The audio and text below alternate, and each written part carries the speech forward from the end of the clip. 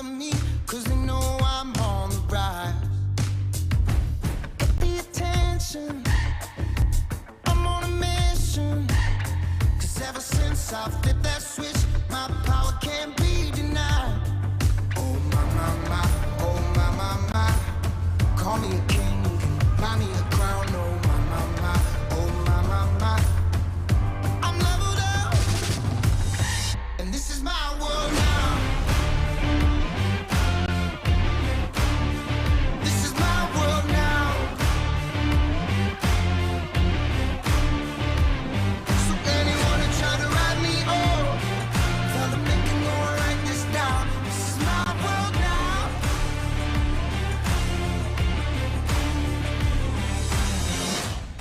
Pay attention, I'm on a mission. Man with a vision. Got a passion, making it happen. Ready for action.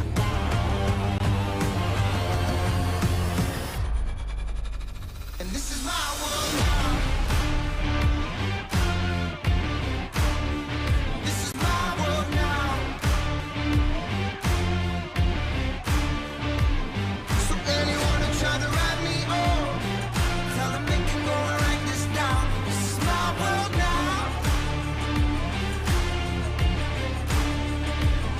So anyone who try to ride me, oh, tell them they can go and write this down. This is my world now. And this is my world now. And this is my world now. And this is my world now. This is my world now.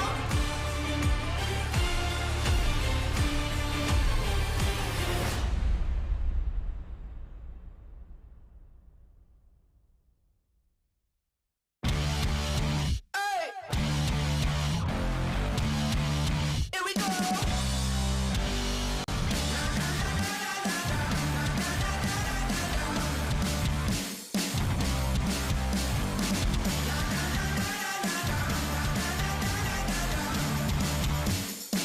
We're coming, ready or not. You better steady yourself, because we're raising some hell. There's nothing keeping this roof from blowing off. We're taking over the town. Hit the switch and shut it down. Like India, we're electric, never stop. We're coming, ready or not. We're coming, ready or not. We're giving all that we got. We're giving all that we got. We're coming, ready or not. We're throwing gas on the fire. The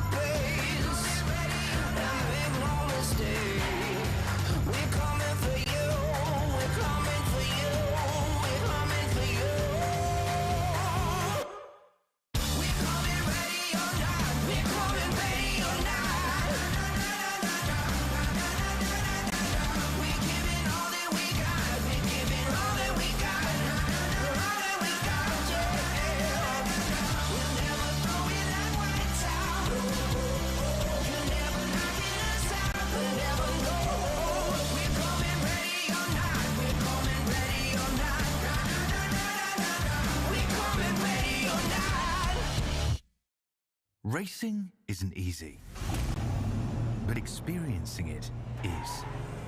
iRacing puts you in the driver's seat with the industry's leading sim racing game. Drive on laser scan replicas of the greatest racing circuits from around the world. Go head-to-head against other drivers chosen by skill-based matchmaking to ensure competitive racing at every level. Compete across all your favorite series. In officially licensed cars, engineered to deliver the most accurate driving experience possible.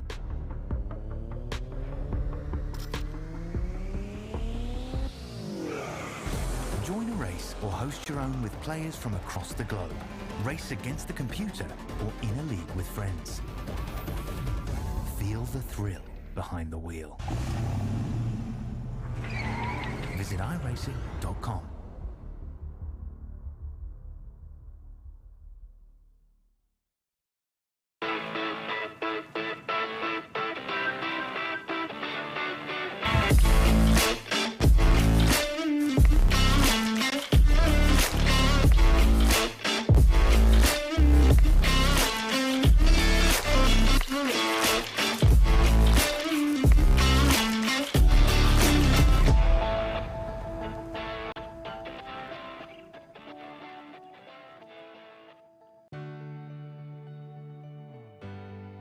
Our family started RVing a few years ago, and when I think about all those campfires and fishing trips and sporting events, these are memories that are going to last a lifetime. I want to help others do the same thing. Hi, I'm Kevin Smith, General Manager at the all-new CLICKIT RV in Milton Freewater. People in this community are very familiar with this location and the great service they've always received. So the biggest question we get is, where is Keith? The great news is, Keith is still here. I've seen a lot of changes. I've seen a lot of things come and go. Through all the changes that we have seen, one thing that has not changed for us is the quality of our service. Buying an RV is a big purchase, but it should be a fun and happy experience. So whether it be in sales or service or parts, our mission is simple: be the best. From our team here at CLICKIT RV in Milton Freewater, we invite you to come down and experience the difference.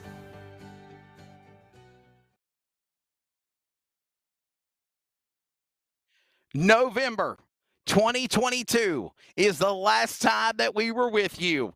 There has been so many things that have been done behind the scenes, and one thing for certain, the boys of the Pacific Northwest of iRacing Trucks are back in town. We welcome you to coverage of Season 10. Can I fit all my hands here on the screen? Season 10. Hands, you got two hands. That's right. Season 10 of the Northwest Racing Series Trucks.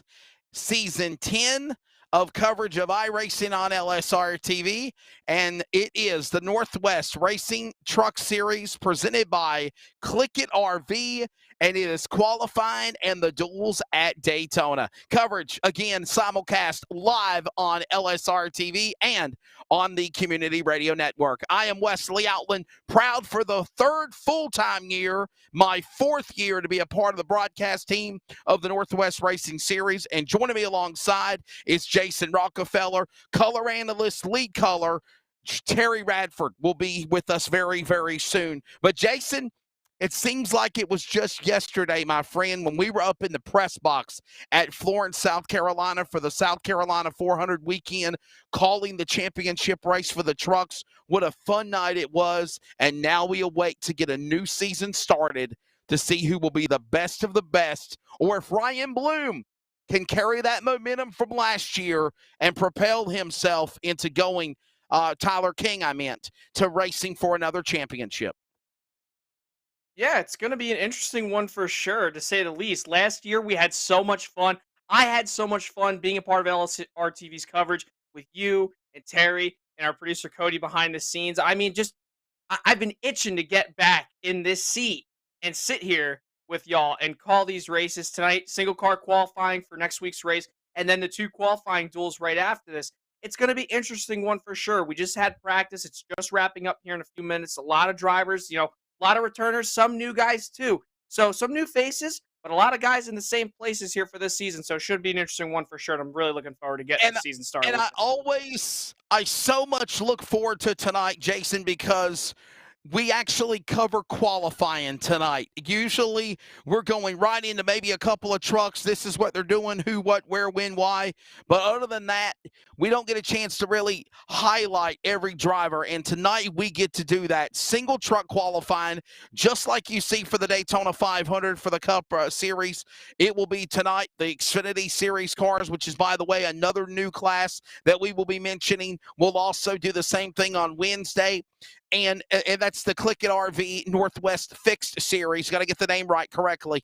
But with that being said, though, Jason, with 3 minutes left on the clock for practice, you are trying your best right now to figure this truck out because you get one lap.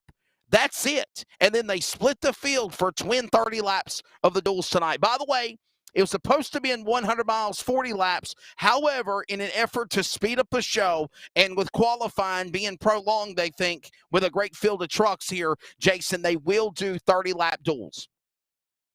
Yeah, these guys have been itching to get back in the driver's seat, Wesley, especially in their sim rigs at home, their gaming chairs, whatever it may be that these guys are racing on here tonight, whatever setup they have. That's the thing about Daytona. No matter what you race, no matter if it's a Mazda Miata, no matter if it's superbikes, trucks, ARCA, Xfinity, the Cup Series, no matter what it is, everybody wants to win at Daytona. And to set yourself up for the duels, you want to make sure you have a very nice, clean, consistent lap. You want to make sure you have a really nice launch. Hug that bottom. Make sure you know what the right line is to take. You got to make sure you just hold that wheel steady. I That's right. myself can't even figure out Daytona qualifying when it comes to single car runs. In any series that I've ever run on iRacing, I've always been a very good plate racer, but I never could get qualifying figured out. And a lot of guys got to do that here tonight if they want to start good in the duels. It came down to Tyler King, Ryan Bloom, Stephen O'Hare, and Paul Newton, teammates, if you will, finally battling with one guy that was the underdog. And Tyler King did what he needed to do when it was said and done at Homestead, Miami, at the Beaver State Racing Team, to be the guy at the top of the mountain. Thunder Road, Brian Bloom, so close. We remember the story. I encourage you, go back and check the archives. Charles Wooten did a phenomenal job on the road as we were at the racetrack in the press tower. You were on location at your place. We were off-site running the broadcast in Texas, and it turned out to be absolutely phenomenal. The archives are still available for that event. A matter of fact, I found myself reminiscing the other day, checking out the archive of that race because that was a very special event. But these drivers, are you going to have everybody gunning at you, Jason, or is the field totally reset since it's a new year tonight? I wouldn't say that it's totally reset. You're going to see a lot of guys who come into this scene as just, hey, 10th season, awesome stat, by the way, 10 seasons. Congratulations to these guys on 10 amazing seasons. Can't wait to start it. But back to what you were saying, yes, you're going to see guys who come in here who are just going to be like, just another season. I'm going to go out and do what I do. But they're going to take what they learned from each season, just as they do gradually every year when they start a new one, and they're going to learn. Like Toby Ritters last year, picked up that win at Talladega. He is one I have my eye on because Talladega last year was very, very hectic. No matter the wrecks, the cautions, Toby Ritter somehow, some way was able to make his way to the front, and he was able to take that victory. He right now was P1 in practice just beforehand as we're getting ready for qualifying here in a bit. But him, Troy Daggett, another driver I'm looking forward to seeing. Kevin Smith, second on the board right now in practice. He was another driver to look out for. Paul Newton, Cole Raz, another driver I was super impressed with last season. Very consistent, just had luck on his, luck wasn't on his side. Caden Anderson, another one. And of course, last year's champion as well. So it's going to be interesting to see. I can't wait to see, how these drivers do and how some of these new guys do. Terry Radford will be here very, very shortly. He's Jason Rockefeller. I am Wesley Outland, and we now go to Daytona as qualifying is about to take place. Terry Radford will be joining us here, and Charles Wooten is ready to handle our production. And ladies and gentlemen, it is just as fast as they roll on track. We are set to qualify here for the front row. Remember, you lock yourself into Daytona in the big race next week. But you also put yourself on the pole. And here comes now Toby Ritters, the number 23. Let's see what this driver can do. Down the back straightaway. Toby Ritters last year had some highs and lows in the season. He finished 14th overall. One win last year with 10 top 5s and 19 top 10s. Remember, he's coming to full speed, Jason, when he comes to the green flag of the tri-oval. Now he's officially on the clock, and he gets one lap, and that's it. Yeah, he came off turn 4. He was riding on that outside lane. A lot of guys tend to do that, and then they dive it down into the tri-oval. You're going to see a lot of guys doing that here tonight. I will say the one thing to note about Toby's exit off pit road, it was very low. It looked like he was kind of nursing the car a little bit. You know, I don't know if it's going to be enough for the pole, but I mean, you know, overall, you know, this is a brand new season for these guys. You know, they're doing single car runs. You know, not everybody's a big qualifier. You know, you might see Toby, you might see other guys, maybe, for example, like Ryan Bloom or Chris White, just to name a few. Not saying they'll do bad, but, you know, some guys are just better in racing conditions rather than flying, and Toby Ritters can be one of those drivers, especially here on the plate tracks. But right now, he's about a quarter of a car length with up above the yellow line. He'll clock in right now to 51.670. He'll hold the top spot for right now, as I believe Kevin Smith. And that's all he gets. That's it. One lap. That's all you get for the driver of the 23 Budweiser colors. 51.67. That will be the time of speed. From Walla Walla, Washington, and proudly with CLICKIT RV on the side of his truck, the 00, and this is Kevin Smith. Kevin Smith finished 6th in the season last year. Out of 26 events, he had 2 wins, 8 poles, 8 top 5s, and 15 top 10s. Wants to turn things around, no doubt, and make a run to be in the championship 4 at the end of 2023. But right now, that CLICKIT RV Chevrolet is up the high banks. He'll be working his way to the flag stand this time by, and for single truck qualifying, Kevin Smith is getting ready to go on the clock. Jason, this is again 1 lap qualifying. You want to put your best lap down, and right now, Toby Ritters sets the bar. Kevin Smith has got the green. Yeah, I was going to say he had a really good exit off pit road. A little rough getting up onto the banking, but not too bad. But I will say about Kevin's lap, which is going to be very interesting here, he was doing everything almost near perfectly from what I was seeing. But if the folks watching at home, if you saw him right there coming off turn 4, he started to go to the middle lane, which was kind of odd. Usually you see a lot of guys try to run that outside lane like I was talking about on your outlap. They come into the green, they'll start to kind of merge down to that bottom lane right against that double yellow line to get as much as they can, you know, out of that truck and create as much speed. But right now, he's holding that double yellow line real nicely, drifts up just a little bit off the corner, now comes back down to it. He's kind of all over the place right now, but we'll see where he clocks in, though. It's going to be close. Coming to the line. He's got a bump, 51.552. Is that good enough to go to the pole? It is unofficially 51.552, and it's now going to circulate as a 51.57, 51.57 seconds, and that bumps to 51.67 set by Toby Ritters. Here comes Ryan Bloom, runner-up last year in the championship, the lone wolf in the Final Four for Thunder Road. And, of course, 2 wins with 8 poles, 10 top 5s, 17 top 10s for Ryan Bloom. And, again, he's on track right now, ready to see what lap he puts on here in qualifying.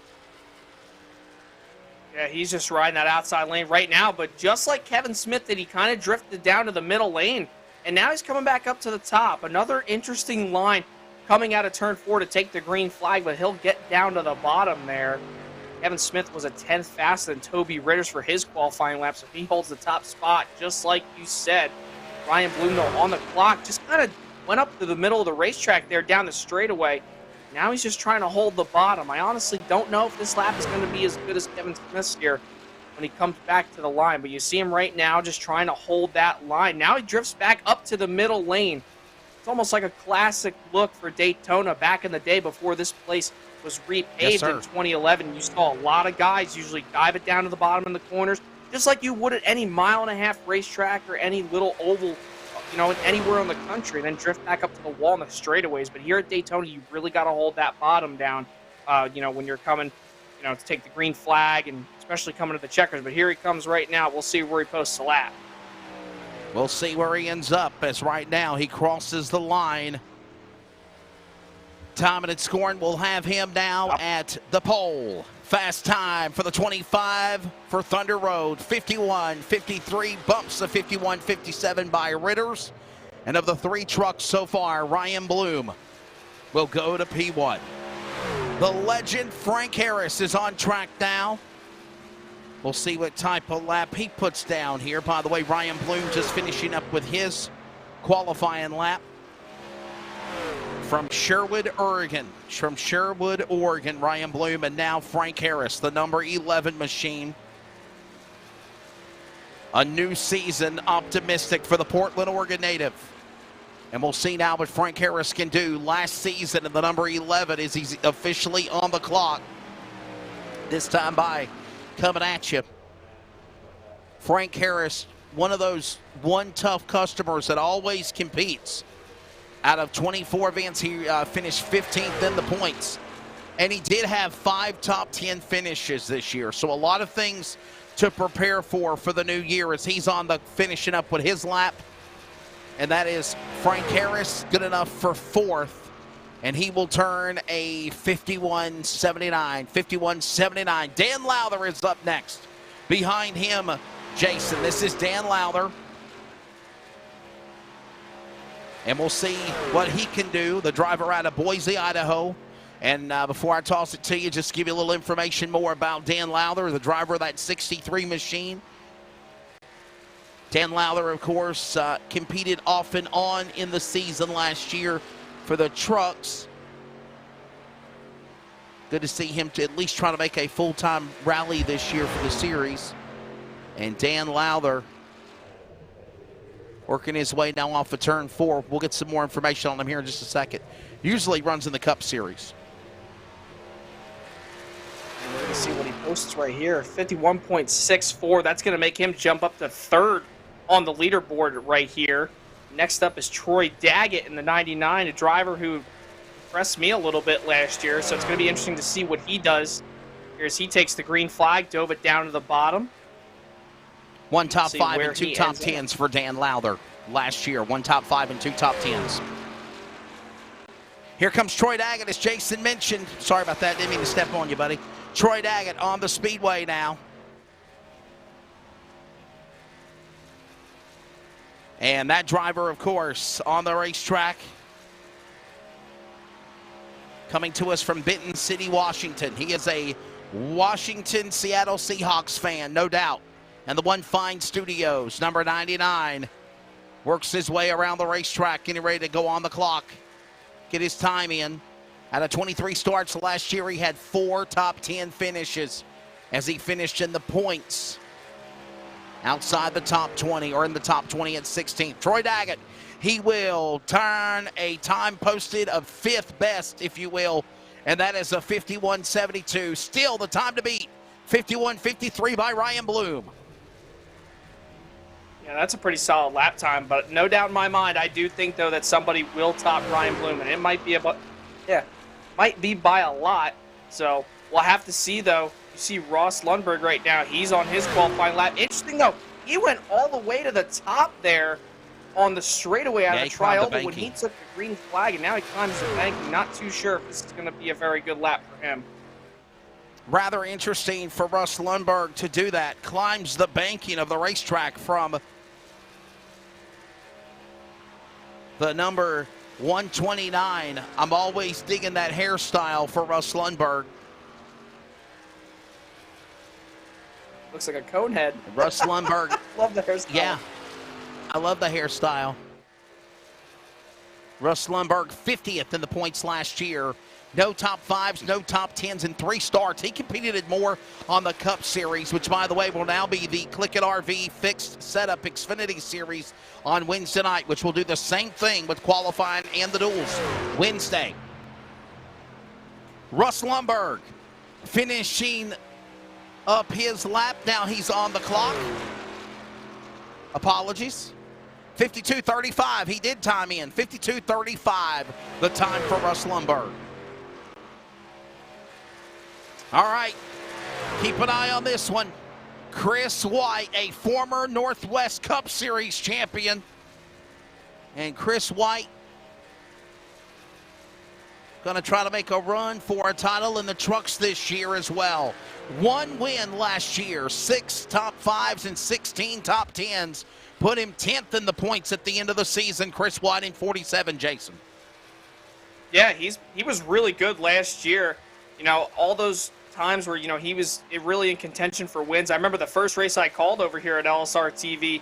He was really fast. I think that night he was the only driver in the field that Caden Anderson did not lap. And that time by, he clocked in with a 51.67. He's currently 5th on the board. But Chris White, one to reckon with this year for sure. Yeah, you do a truck and I'll do a truck. I just kind of gave the introduction for Chris White, so you introduce this next one, Jason. Yeah, Brett Grenewald right now, he's currently heading into turn number 1, driving that beautiful number 51. Yellow, black, and white. A little bit of red there on the back bumper and the quarter panels. Right there to the corner, he's currently just, you know, riding down the back straight on that middle lane.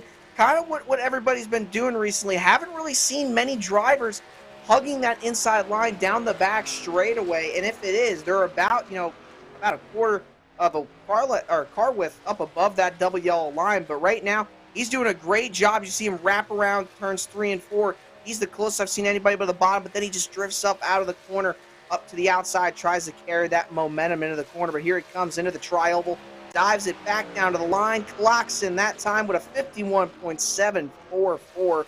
That's going to put him 7th on the board. Chad Malik is up now. He'll do a truck, I'll do a truck, and here comes Chad Malik now on track. He'll be on the clock, the number 08 machine. Chad Malik, of course, from Renton, Washington, now resides in Federal Way, Washington. And Chad Malik will work his way on the back straightaway. Kind of jumped on board at the latter stages of about the midpoint of the year. Finished 43rd overall in the season in 5 starts. Mainly competed more on the Cup side of things. And of course, remember the Thursday or Wednesday Truck Series has now moved to a Monday night primetime format. The CLICKIT RV Fixed Setup Xfinity Series will now be on Wednesday. Chad Malik will come to the line, looks for the checkered flag to see if he can bump Ryan Bloom. And Chad Malik will go to 3rd at the end of his qualifying lap. 51.63. Still the time to beat, 51.53 by Ryan Bloom. Here's somebody, though, Jason, that could probably give him a fight. Oh, yeah, Stephen O'Hare, baby. One of the fastest drivers last year. Always in contention for a win. Always a threat for a title. This guy is going to be one of the drivers I have circled on my driver roster all year long, no matter where it is. It could be a short track, a dirt track, a road course, a super speedway. Stephen O'Hare has been one of those drivers to always be a threat at these tracks, and I guarantee you he will be a threat here for the big race next weekend. He'll be a threat for the Duel tonight. But right now, he's wrapping around 3 and 4. He's doing a really good job, actually, right on that double yellow line, but he's not right on it. You don't want to get right on that double yellow line. I think, if you want my opinion, right here, we're going to come into the line. I think Stephen O'Hare is going to top Ryan Bloom's lap as he comes to the line right here. Here he comes. He just might. Not enough. Not enough, actually. 51.886 that time by for Stephen O'Hare. Looked good enough out of 3 and 4, but just not enough, unfortunately. Something slipped there coming off of that corner, in a 51.90 overall now for Stephen O'Hare.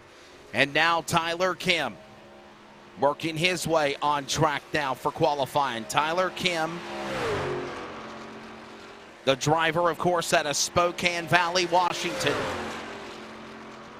We'll see what number 38 can do. Tyler Kim,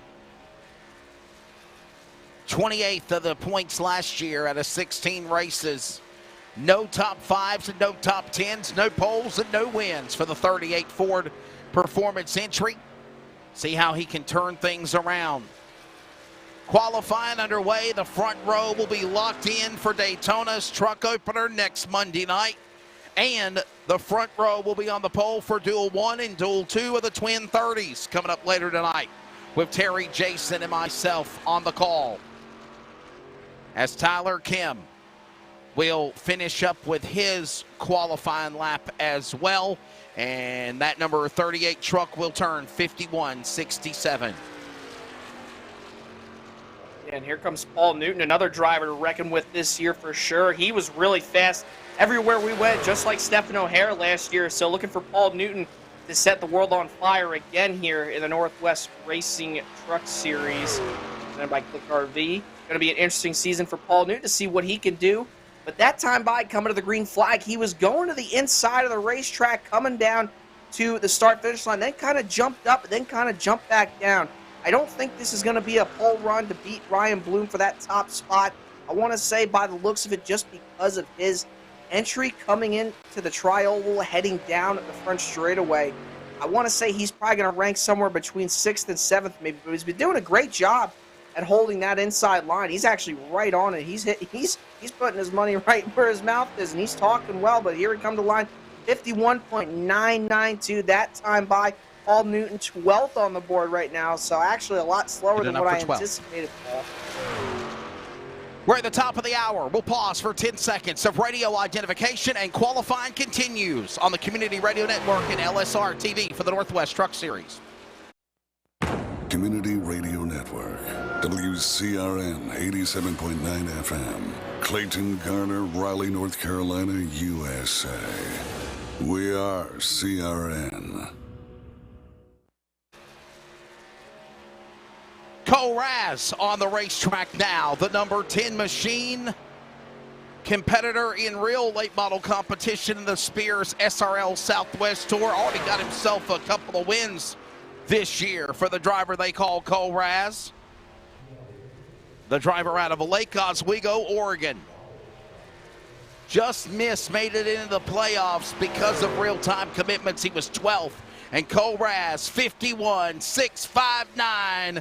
And that will make him 3rd on track. Cole Raz, the Oregon native, 12th overall in the points, had 5 poles, 1 win. When was it? Daytona last year. That controversial finish in the Cup race we'll never forget, with 15 top 5s and 17 top 10s for the number 0.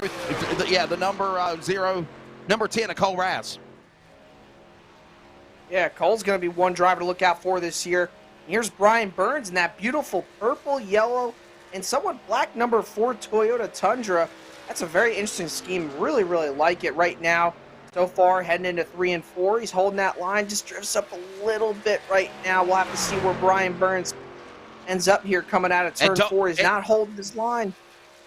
Jason, I don't want to cut you off. Remember, he is also the defending Northwest Cup Series champion from last year as well, the number 4. Yeah, defending champion, but that time by, he ranks in currently 2nd worst on the board right now in 4th with a 52.03, so he's going to have to do good in the duels if he wants to advance the position. Scott Hutchinson is up now, the number 91. We'll see what he can do here now. Scott Hutchinson on the racetrack, of course.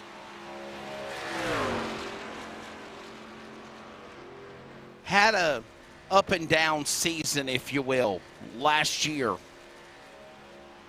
The driver out of Raymond, Washington. And Scott Hutchinson wants to turn it around. Beautiful Farmall colors. You know the Farmall tractor?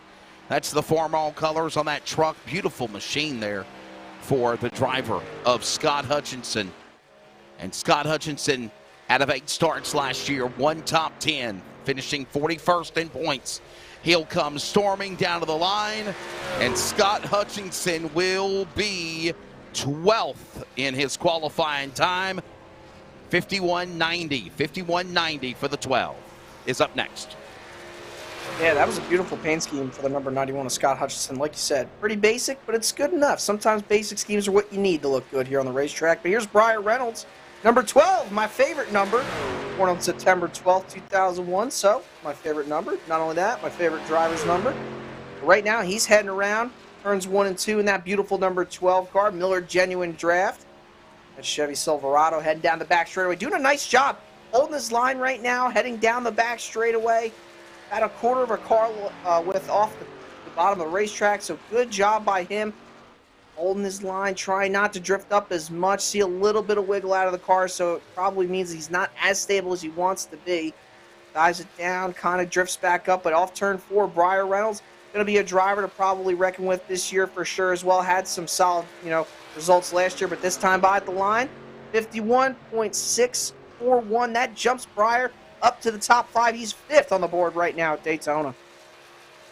Up next, B.J. Duval. The West Virginia native originally in the number 32. Duval made a couple of starts last year. Come so close to winning those dirt races in the Cup and the Truck event. And we'll see what Duval can do here tonight at Daytona in qualifying. Down the back straightaway. B.J. Duval, Will Duval, whatever name you want to give him. Finished 33rd in the points out of 11 starts. He had 2 top 5s and 3 top 10s on the year. Don't count out that cliche, one tough customer. He is very well known for his expertise in the dirt world. Could he be a threat this year? And he has done well in the past at super speedways. Duval storming to the line. Duval will be in the top 10 unofficially. He'll turn a 51.69 for the number 32. And here comes Ray right now, Ray Fournier.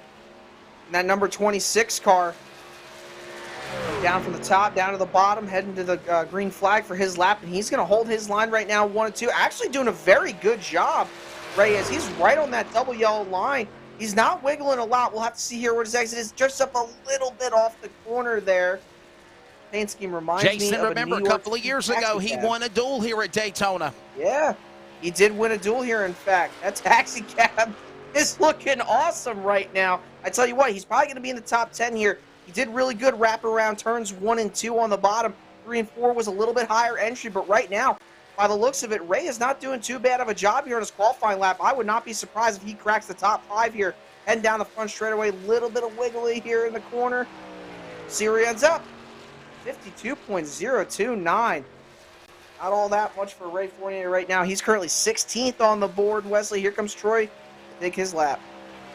Troy Allison is a new driver on the series, making his debut. One of our new competitors on the tour. Got that Craftsman's decal on the truck. Obviously, they mimic the real NASCAR Craftsman Truck Series model for the Northwest Truck Series, presented by CLICKIT RV. The Xfinity car for the CLICKIT RV Fixed Series on Wednesday night. Same thing on Wednesday for the cars of Xfinity. Qualifying and the duels, twin 30s. Here comes Troy Allison. And Allison will work his way. Car truck 49 through the tri-oval coming out of turn number 4. Storming down to the line. We'll see what lap he puts down. Right now, the man on the pole unofficially is still the driver of Ryan Bloom. Troy Allison will punch in around the 20th position at 19th. He'll turn a 52.10.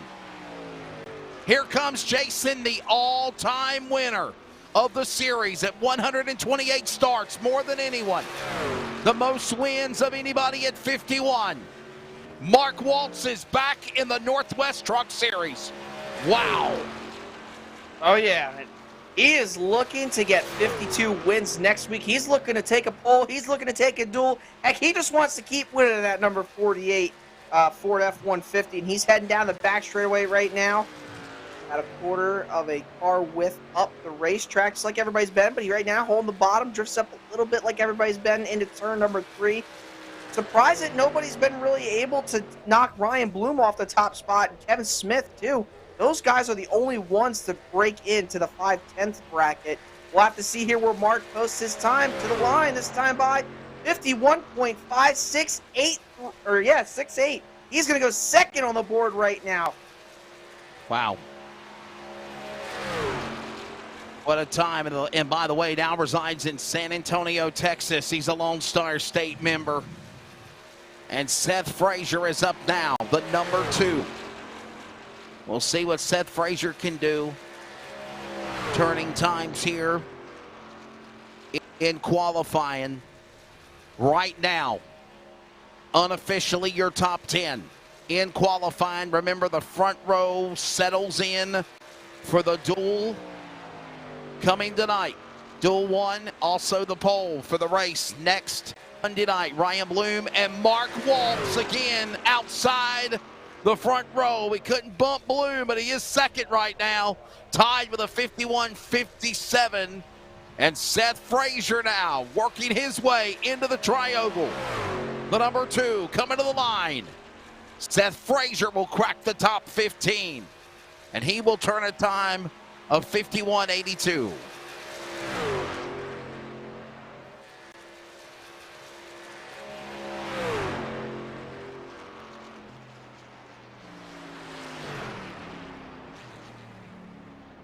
Seth Frazier, most recent driver to take time. This might be the perfect time now to bring out the man that definitely is looking to try to get back in the championship contention. Billings, Montana, Jason, Jeff Stabnow is on track. Yeah, and he's trying to get everything he can out of this truck coming off the exit. You could just see how loose he is. He arced it a little bit there. He's just a little too high off exit. Got a little loose there off the exit of pit road. We'll have to see where he ends up now as he drifts out down to the racetrack's back straightaway wall. Jeff is always a driver who's been very consistent. He's there when it matters the most later on in these races. We'll have to see where he ends up. He's going to be taking his lap this time around. You see him just running up that outside wall, crawling up the banks of Daytona International Speedway, down the front straightaway, starting to drift down to the inside. Here he comes to take that green flag, and he's going to take it right now. Jeff Stabnow on the clock for Northwest Racing Truck Series qualifying here at Daytona. Interesting, though, he kind of was up on the outside there on the straightaway, and now he's running that outside line, almost clipped the apron heading into turn number 1.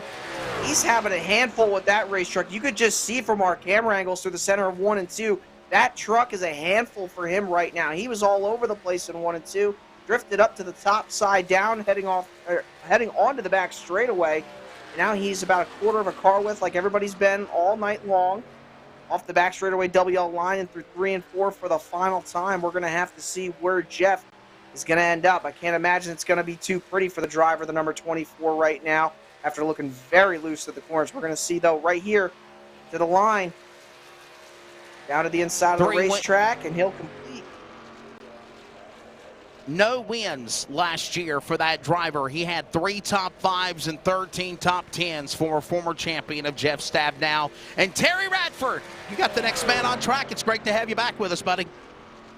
Well, it only took me forever and a day. You guys have been on the air for quite some time, probably about 33 minutes until I made my way from RSR to LSRTV. But Eric Cox right here got a very good opening lap there. Rode the outside wall like everybody else is doing to build the momentum up in these trucks. You see him clocking down the back straightaway, a 23-second time so far. Looking at pretty good, pretty sporty in that 19 machine. It's good to see new faces in new places this season as he holds the wall, drifts up there just a tad bit. That scrubs precious seconds off there. A couple tenths maybe tears off as he comes through the exit of 3 and 4 onto the front straightaway to put the time down. Where does he slide? It's going to be not very good. It's just a 52.0. That's going to put him outside the top 20.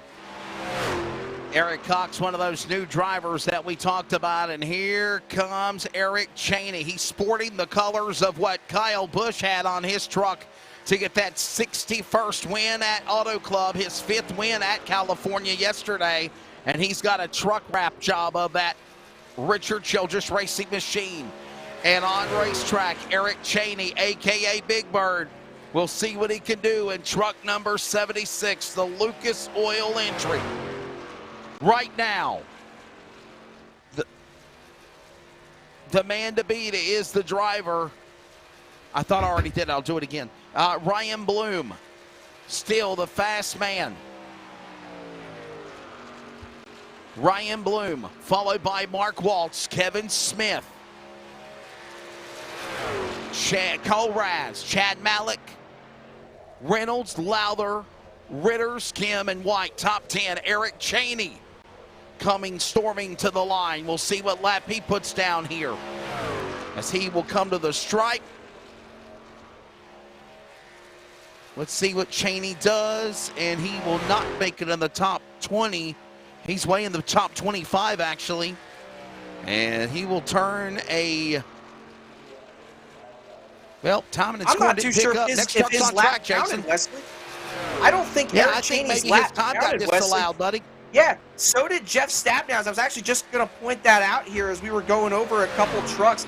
I don't think Jeff Stabnow or Eric Cheney's laps counted, because if you do go above that line, that pit exit line, heading off 2 on that apron earlier than what you're supposed to do, sometimes it will disallow your lap time, and it will also give you a black flag, and you'll have to come in and pit. You know, so it's going to be interesting to see what these officials do. But right now, Stephen Paulson on the racetrack, hanging tough in that blue and white number 58 machine, that Toyota Tundra. To the line, we're going to see where he clocks in, but we're going to have to see what the officials will say. 52.105 for Stephen Paulson. I'm not sure if his lap counted either. Right now, timing and scoring not updating for Stephen Paulson either.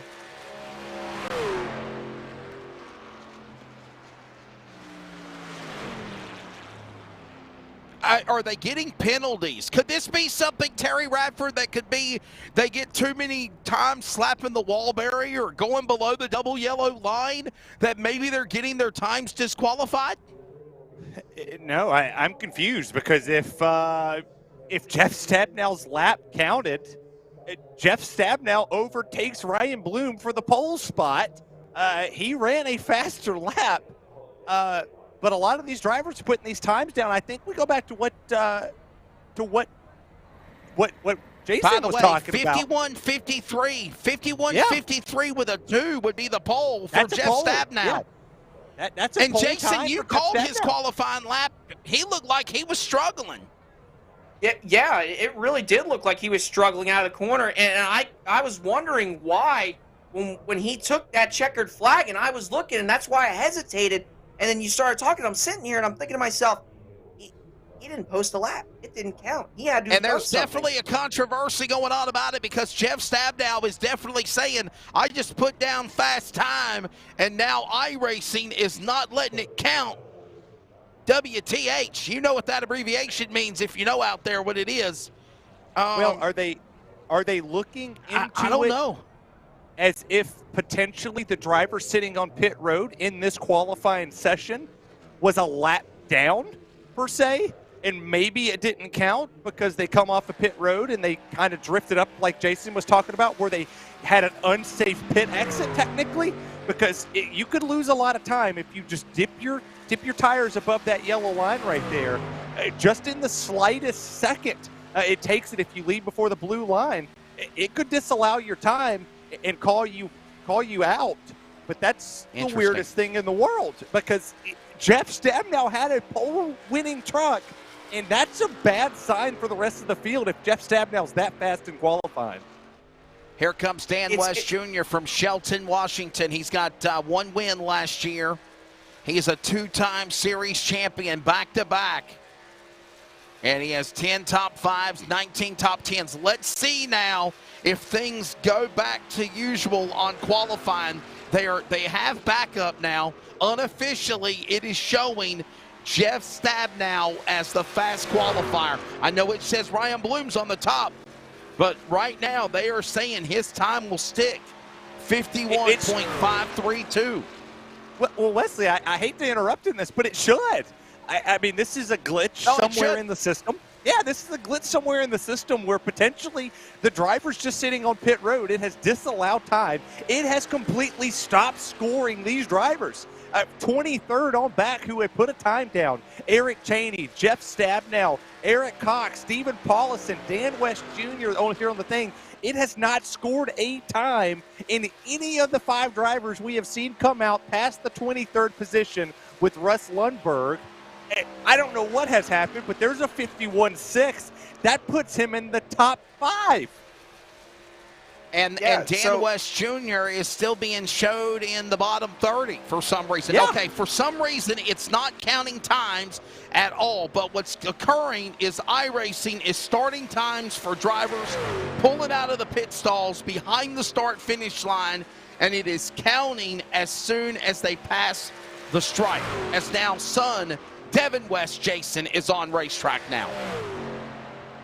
Yeah, it's interesting to see how this has occurred because, I mean, it's so interesting because you've never seen anything like this happen before. I've never seen it happen before. This is my first time calling a legitimate qualifying session here, and Terry's absolutely right. And from what we got from BJ Duvall, he told us, just like you were saying, Wesley, that it's not counting. These drivers are coming off pit road, and iRacing is counting those times coming off of pit road. And, yeah, it's saying drivers pulling out of the pit stalls behind the start-finish line, and it's counting as soon as they pass the stripe. So, but that time around, you know, I mean, it's really, it's just an unfortunate circumstance, like Terry said. You know, it's just a glitch in the system. Well, Terry will let them know not to freak. Qualifying will continue, but we do have people behind the scenes that are marking down the times, screenshotting everything to make sure everybody's times will be official. Well, hold on, because if you just saw the time that Robert Gamble just had down when he crossed the line when we kicked it to the 54 Chevy truck right here. Yeah.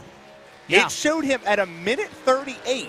That is telling me that exactly what BJ Duvall just said is that it is starting the clock. So it is telling iRacing that this driver has went over the time limit of a qualifying lap. It is disallowed times for anybody that has went over that minute time. It has put them a lap down in qualifying.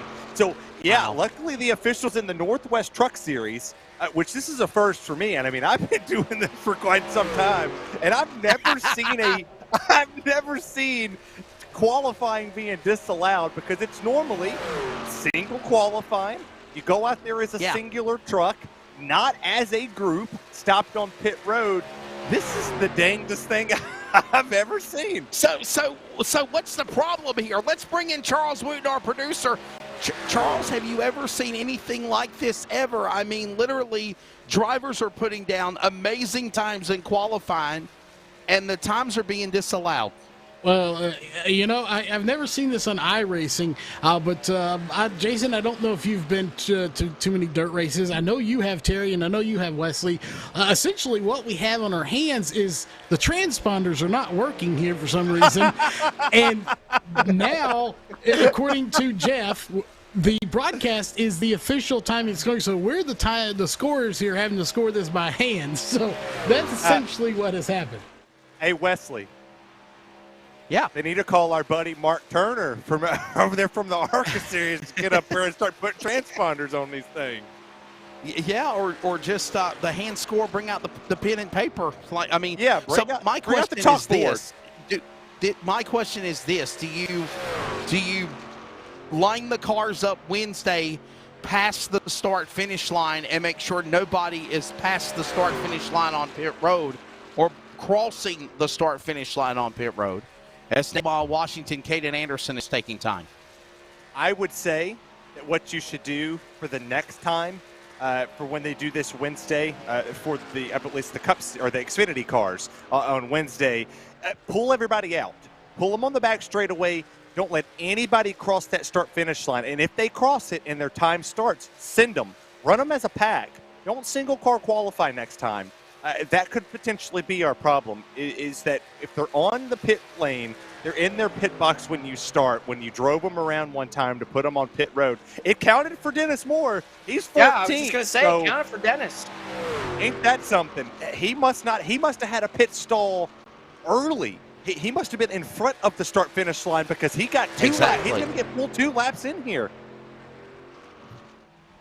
Caden Anderson behind the just start-finish turned line is a not taking. 51.709, 51.709. Dennis Moore now, as you just mentioned, is going to be timed here, as he is getting ready to cross the line here. The 44, Dennis Moore, 51.765, and that will pull him. Oh, well, Dennis Moore is still going to be. I don't even see it updated yet. Yeah, it says 14th, but after 14th for Dennis Moore. Yeah. After we start putting the times of the ones that it didn't count, unfortunately, he's not going to be 14th. He's going to drop to the 20s because Devin West had a faster time. Caden Anderson, Stephen Paulison, Dan West Jr., Jeff Stapnow, Eric Cheney, all of those drivers. Tyler King just jumped to the 21st position. All of these drivers had a faster lap time. So that's going to push him all the way back to 20th. We'll put him row 5 in the 10th position, respectively, in his duel. This is the most unprecedented thing, and only the Northwest Truck Series could do it. And we're not done qualifying yet. We're still waiting for drivers like Lake Peterson, John Ottenbacher, and others. As here comes our next qualifier. I believe it's going to be Brett Johnson on track, the number 7. Well, this is interesting. I would say, this is a first. This has to be. I messaged in our group chat on Facebook that I just left RSR, and this, I don't know how this could get any more wilder. It's because you showed up. It's because you showed up. Everything was working fine. Terry Radford effect. It's the Terry Radford effect. But look at Brett Johnson. He has no current lap. Every other driver who started behind the start-finish line was clocking a minute 30 coming around here for that lap. He's just now started a lap time for that number 7 machine. It looks like a New York Yankees fan from the headshot right there. The number 7's clean sailing in the Coca-Cola LSRTV Chevy. Yeah, this is Brett Johnson on track. We'll see what he does here. And by the way, I broke it. It's all right. Look, it's the first race of the year, and we wanted to highlight everybody for qualifying to make them feel like rock stars, if you will. The Coca-Cola number 7 crossing the line, Brett Johnson, and he will turn. Well, he's on the green clock now, is what it is. He was on the dead lap a moment ago, so this is actually now the official time run. Still waiting to see what Lake Peterson.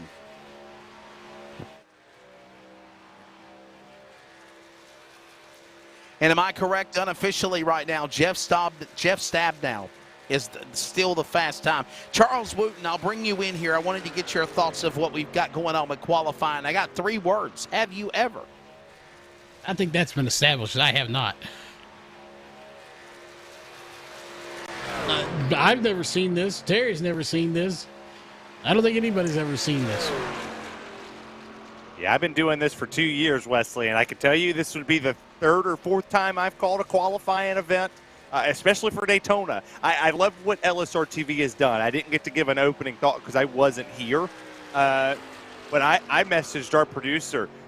This ATVO design, the design of what's this, the centennial anniversary of the Northwest Truck Series, phenomenal. Way to showcase the drivers. John Ottenbacher had a great run last season.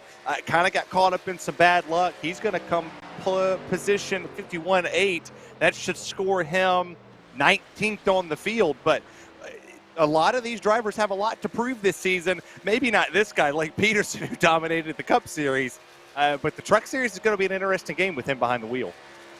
Here's John Ottenbacher on track now, the Billings, Montana native, part of Team LSRTV, the number 89. See if he can put some speed in that truck like Jeff Stabnow has done to be unofficially on the pole. A few more qualifiers left to go.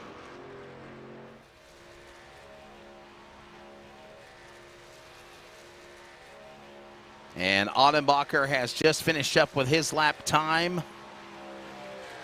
I think they're going to have to screenshot it in timing and scoring. He was 19th. It's Annenbacher. Yeah, nowhere out there. Here comes Lake Peterson. Jason, we know this driver, never count him out. By the way, Annenbacher unofficially was given a score in qualifying of at least 19th. 19th, 51.87. Here's Peterson. Yeah. Lake Peterson cracks into the top 5 that time around, 51.62 for him. And like you were saying, he was a driver who was really good in the Cup Series last season. I remember at Phoenix how good he was. So he'll clock in right now at 4th. Trying to see who's next on the racetrack. Currently, there's no other drivers on track now.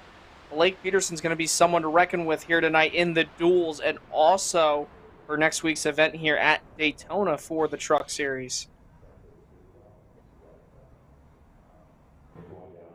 Unofficially right now, Jeff Stabnow has put down the fast lap. I think we've got, well, out of 28 trucks, Terry Radford, 10 did not count time for some reason. We got Sean Brightsman coming out right at the moment. I'm baffled. We got 28 trucks put time and counted. See, it counted him at a 15-1 right there. It's showing him on his second or his third lap. I'm not 100% sure here. Yeah, it's not even picking up on the broadcast. I mean, that's. Yeah, I mean it did on this lap. It's counting, but now he's booking it down. He's done running. Wow, He's coming to the tribal here at speed. And I'm confused. It looks like it looks like that it locked in 28 trucks, and for the other 10 of 38 entries, everyone else's times are either being disallowed. And of one of the 10, Jeff Stabnow set the fast time.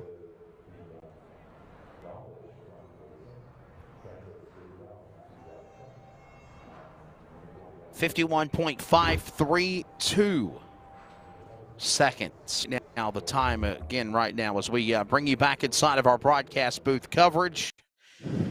Well, qualifying was very interesting. Terry, what do you think, man? I've never seen anything like this. I think I broke it. I show up, things break. But I figured, I don't know if you're paying attention to the hat that I've got on. I figured I would kick it back a little homage to the last time we called a race at the Florence Motor Speedway for championship night. You handed me this hat before we left, and you said, here you go, wear this hat. I brought it back to the house, and I figured, what a way to start the season than to put the Flow Racing hat on and for you to go down. Well, we ain't going to count that. We ain't going to count that bottle that we had upstairs, but I figured I'd pay a little which, by the way, I never got a hold of. I never got a hold of. I got a couple. You stumbled in at 3 or 4 o'clock in the morning, but who's counting? Who's counting when you came home? You know what I'm saying? Like, it doesn't matter. But, you handed me the hat. You said, here you go. I got stumbled into going to Buc-ee's at 3, 4 o'clock in the morning is what happened to me. I'm the old guy of the two. I went to the hotel room, went to bed, had a little B-dubs action. He goes over to Buc-ee's, 3, 4 o'clock in the morning, comes rolling in, wakes up at the ass crack of dawn, rolls into the racetrack, and he's like, all right, let's get this party started. What are we doing? I'm just down there taking down notes. He just walks in, he goes, yeah, I got it. Let's do it. Thought it'd be a pretty fun idea to bring the hat out.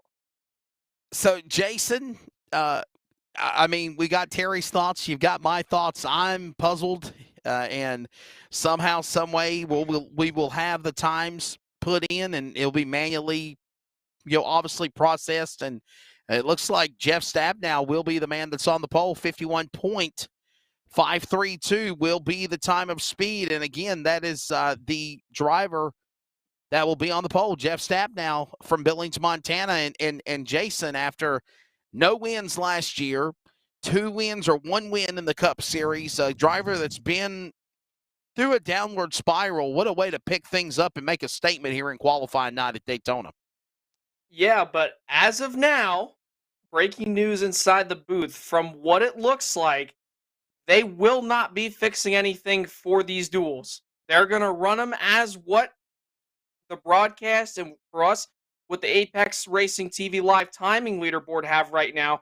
It looks like Ryan Bloom and Mark Waltz will be the front two. As of now, I could be totally wrong, but from what it looks like right now, it does not look like Jeff is going to start on the pole for next week because they're saying that they're not going to be able to fix anything. But like you said, I mean, what a turn of events. We're sitting here in the pre-roll going, we're going to crush it. We're going to do great. All of the timing and scoring is being posted. All of the times are being posted.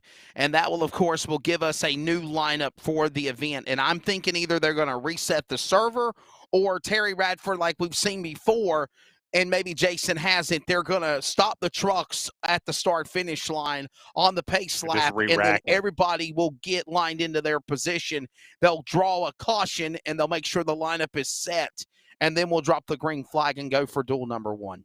Duel 1 and Duel 2. So I would imagine that maybe run it as is for the duels tonight, right?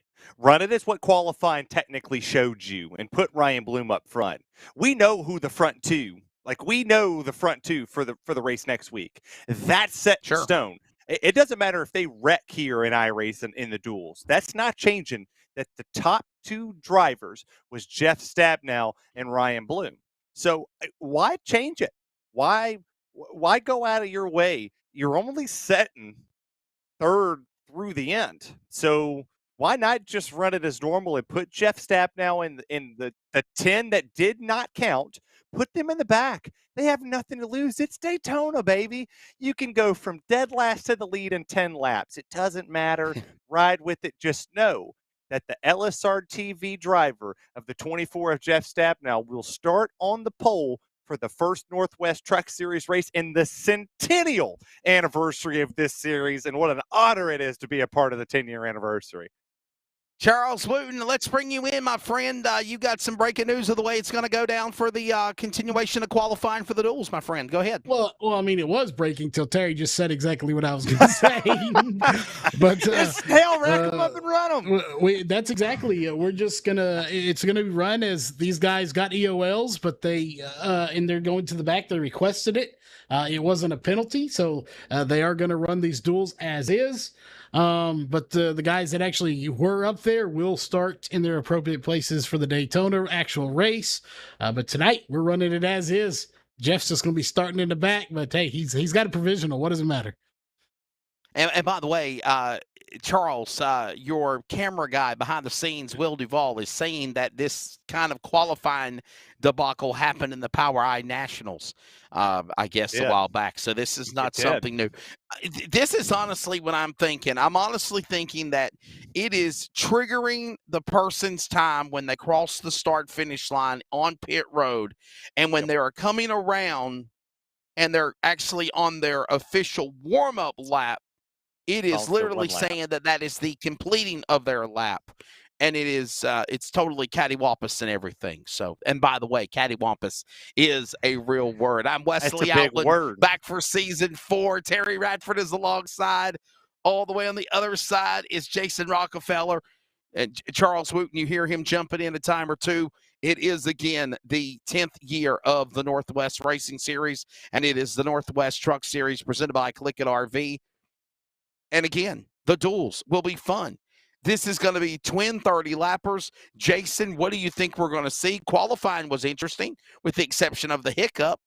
But what do you think we're going to see when we split the field of 38 trucks in half and go at it here to see what goes on to lock up the rest of the lineup for Daytona next week? Well, I think we've all been thrown a big curveball here tonight so far for qualifying. It's been really interesting to say the least, but I mean, what you're going to see in the duels tonight is probably exactly what you saw in the NASCAR Cup Series duels just last week, or not last week, but the week before.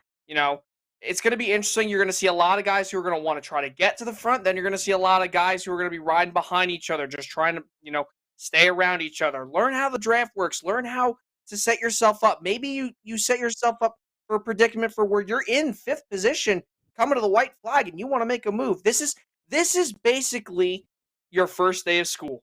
That's exactly what this is here at Daytona. It's your first day of school so that you can get ready for the rest of the year, which will be the race length for next week. So going to be interesting to see. I guarantee you, though, Duel 1, it's going to be interesting. Duel 2, though, it always is for some reason, the Cup Series. I think it's going to be chaotic. More analysis and the lineup of Duel number 1 when we return iRacing on LSRTV and the Community Radio Network. This is the Northwest Truck Series presented by CLICKIT RV from Daytona. The Duels are around the corner. Racing isn't easy, but experiencing it is. iRacing puts you in the driver's seat with the industry's leading sim racing game. Drive on laser scan replicas of the greatest racing circuits from around the world. Go head-to-head against other drivers chosen by skill-based matchmaking to ensure competitive racing at every level. Compete across all your favorite series. In officially licensed cars, engineered to deliver the most accurate driving experience possible.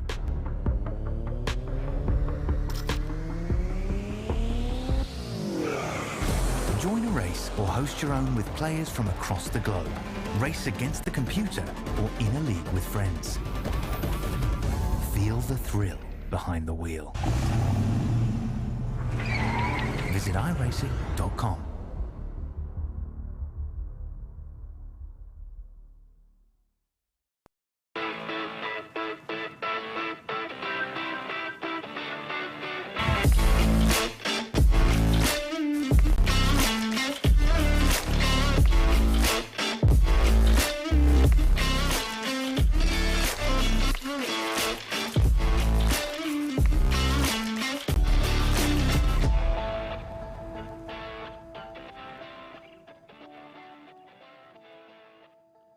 At CLICKIT RV, we know there's a lot of heritage and history at this location. RV sales and service has been part of this community for decades.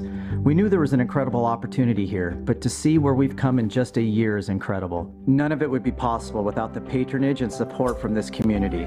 So whether it be a more convenient and accessible service drive, a fully stocked parts department, or this amazing sales facility, what drives this team daily is making sure our customers leave here with the best possible experience.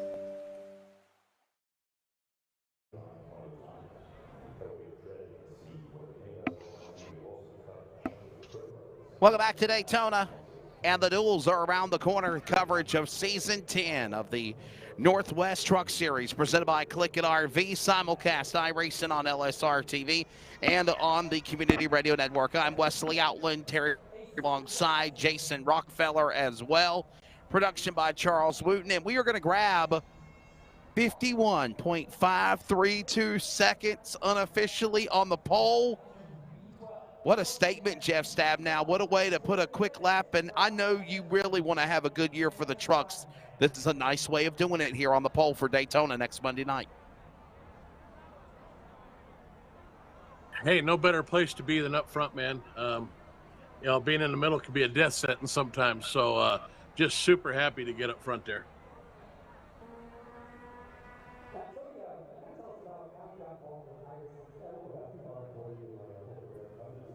Go ahead, Terry. Oh, sorry. I was over here just dozing off, you know. I didn't know what we were doing here. But, Jeff, man, you literally talk about no better place to be than up front at Daytona. Well, Duel 1 or 2, you're going to start a little further on back than what you want to, unless we fix this. And you take the pole at Duel 1. What's your strategy potentially if you have to start in the back? You have a provisional. You're going to start on pole regardless of what happens. Do you just see how racy that truck can get in traffic, or do you go up there and if you got the lead in Duel 1 and you sit on the pole, do you just go up there and play defense all race long? No, I think we're going to start in the back here for this first one and, you know, test it coming through traffic a little bit, try to work with some guys. See who we might want to work with in the race, who we might not. You know, Mark and I used to work together quite a bit, but it's been 3 years since we raced together. So, hopefully we can get in the same duel and, work with each other a little bit. But if not, we got some other teammates we'll work with. And, for me, it's just get ready for the Daytona race. Checkers or wreckers, I might ask? Well, hopefully it's checkers. We'd like to stay away from the wreckers. Jason, what you got? Yeah, Jeff, my question is for you, because you were that first driver when we were coming to the checkered flag for your lap, and we just went to the next driver, and I was sitting there wondering, I was like, Jeff's lap didn't post. I wonder what happened. I wonder if he jumped off the apron. What was your initial reaction when the issue with iRacing happened, and what happened with everybody else as well? I just was curious as to what your thoughts were. I believe my initial reaction was WTH. Is that what I said? I said that. No, the truth is, we figured it out, right? We were doing a single lap qualifying as we ran cars up to the start-finish line. I was the first guy that started behind the start-finish line in the pits. So my lap timer for my one lap qualify actually, according to iRacing, started ticking while I was sitting there waiting to go out. So my first lap, obviously ATVO, your scoring timing and ticker was able to capture it for us. But everybody that started behind the start-finish line in the pits, we had to run off of your guys' scoring. So, thank God we had that to get it sorted out. But, it's Daytona. It really doesn't matter. Everybody's going to end up scattered here and there before it's all over. Jeff, I got one more question to ask you before we go to some more drivers and get ready for the Twin 30 duels. What does it mean to have your teammate Mark Waltz back with you again? Hey, Mark Walls he's had to go through quite a bit in the last 3 years. That's all I'll say on that. And it has been one heck of an effort for him. And this has been a goal of his for a long time to get back out here and race with us. So 3 years in the making. I am just super, super excited for him. I couldn't be happier for Mark. 51.532 seconds. Billings, Montana. Jeff Stabnow will be the man that lead him with the green flag for the running of the Daytona race next Monday night. Of course, Mark Waltz, 128 career starts and 26 poles. He has 51 career wins. Even in a 3-year absence, he is still the all-time winner of the series.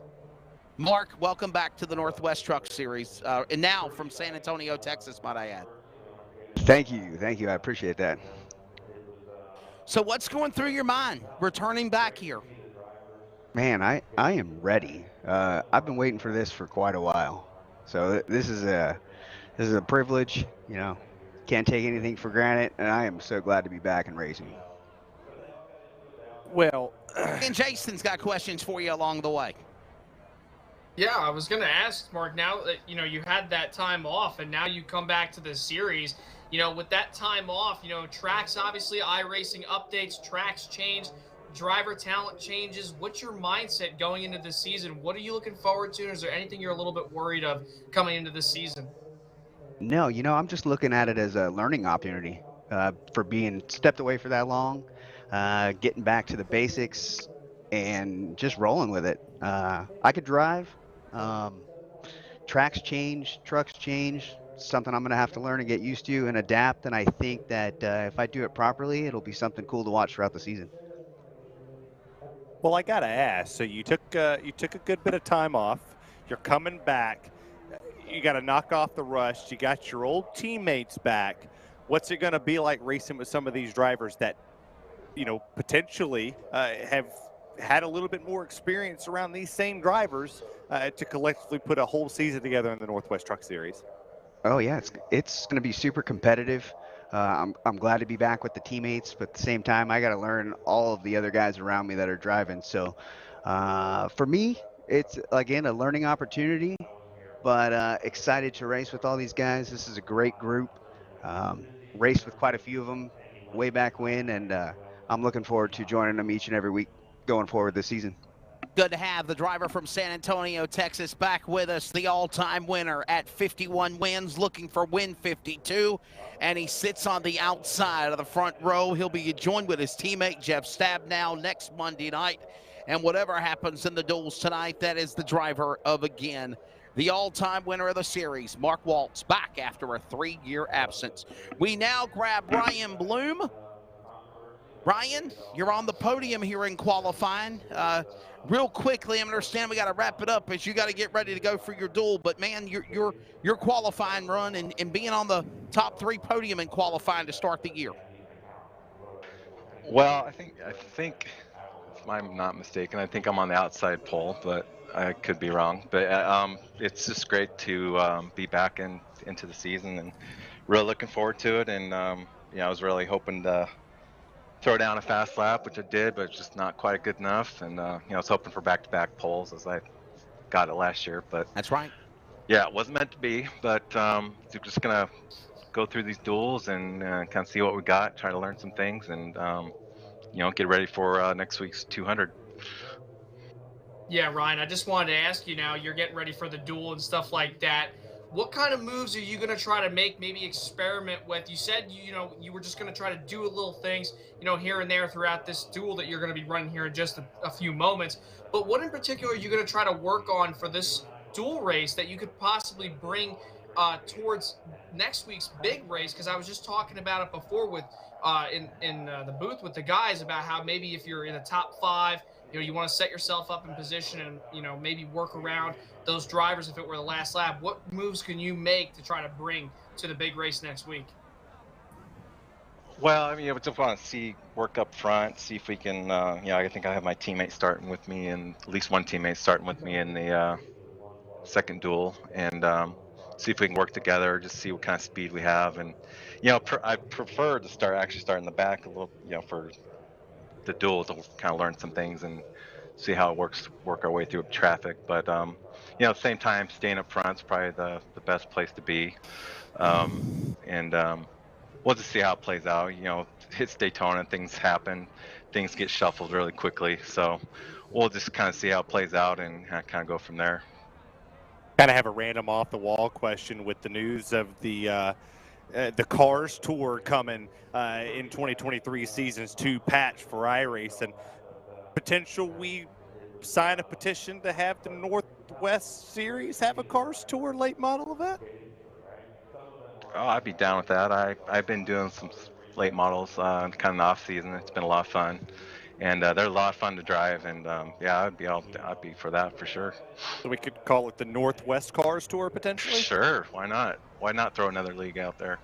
Throwing total ideas. I hear Wesley Outland, but the Cars Tour's coming to iRacing, and I think it'd be pretty fun to see it here on LSRTV. Well, I got to say something else because it sounds like we've got somebody that's stepping in roosters in the hen house to mock who we are. Understanding there's a new Northwest iRacing League, but often imitated, never duplicated. And bottom line, we love what we've done with the Northwest Racing Series trucks. And thanks again to CLICKIT RV. All those drivers, top 3 on the podium. We are ready to go for duel number 1. And the field will be set after we pause for 10 seconds of radio identification as we are coming up on the top of the hour. The Twin 30 duels are next for the Northwest Racing Series trucks, presented by CLICKIT RV on LSRTV and the Community Radio Network from Daytona.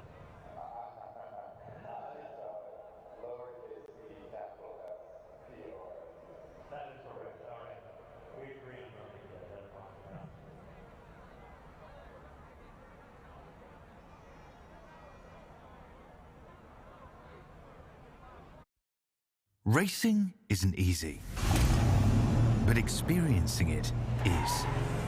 iRacing puts you in the driver's seat with the industry's leading sim racing game. Drive on laser scan replicas of the greatest racing circuits from around the world. Go head-to-head against other drivers chosen by skill-based matchmaking to ensure competitive racing at every level. Compete across all your favorite series. In officially licensed cars, engineered to deliver the most accurate driving experience possible.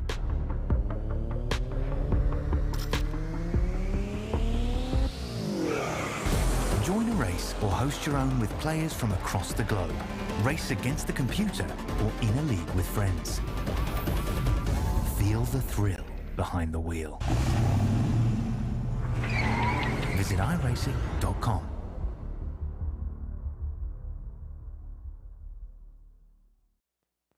Community Radio Network, WCRN 87.9 FM, Clayton, Garner, Raleigh, North Carolina, USA. We are CRN.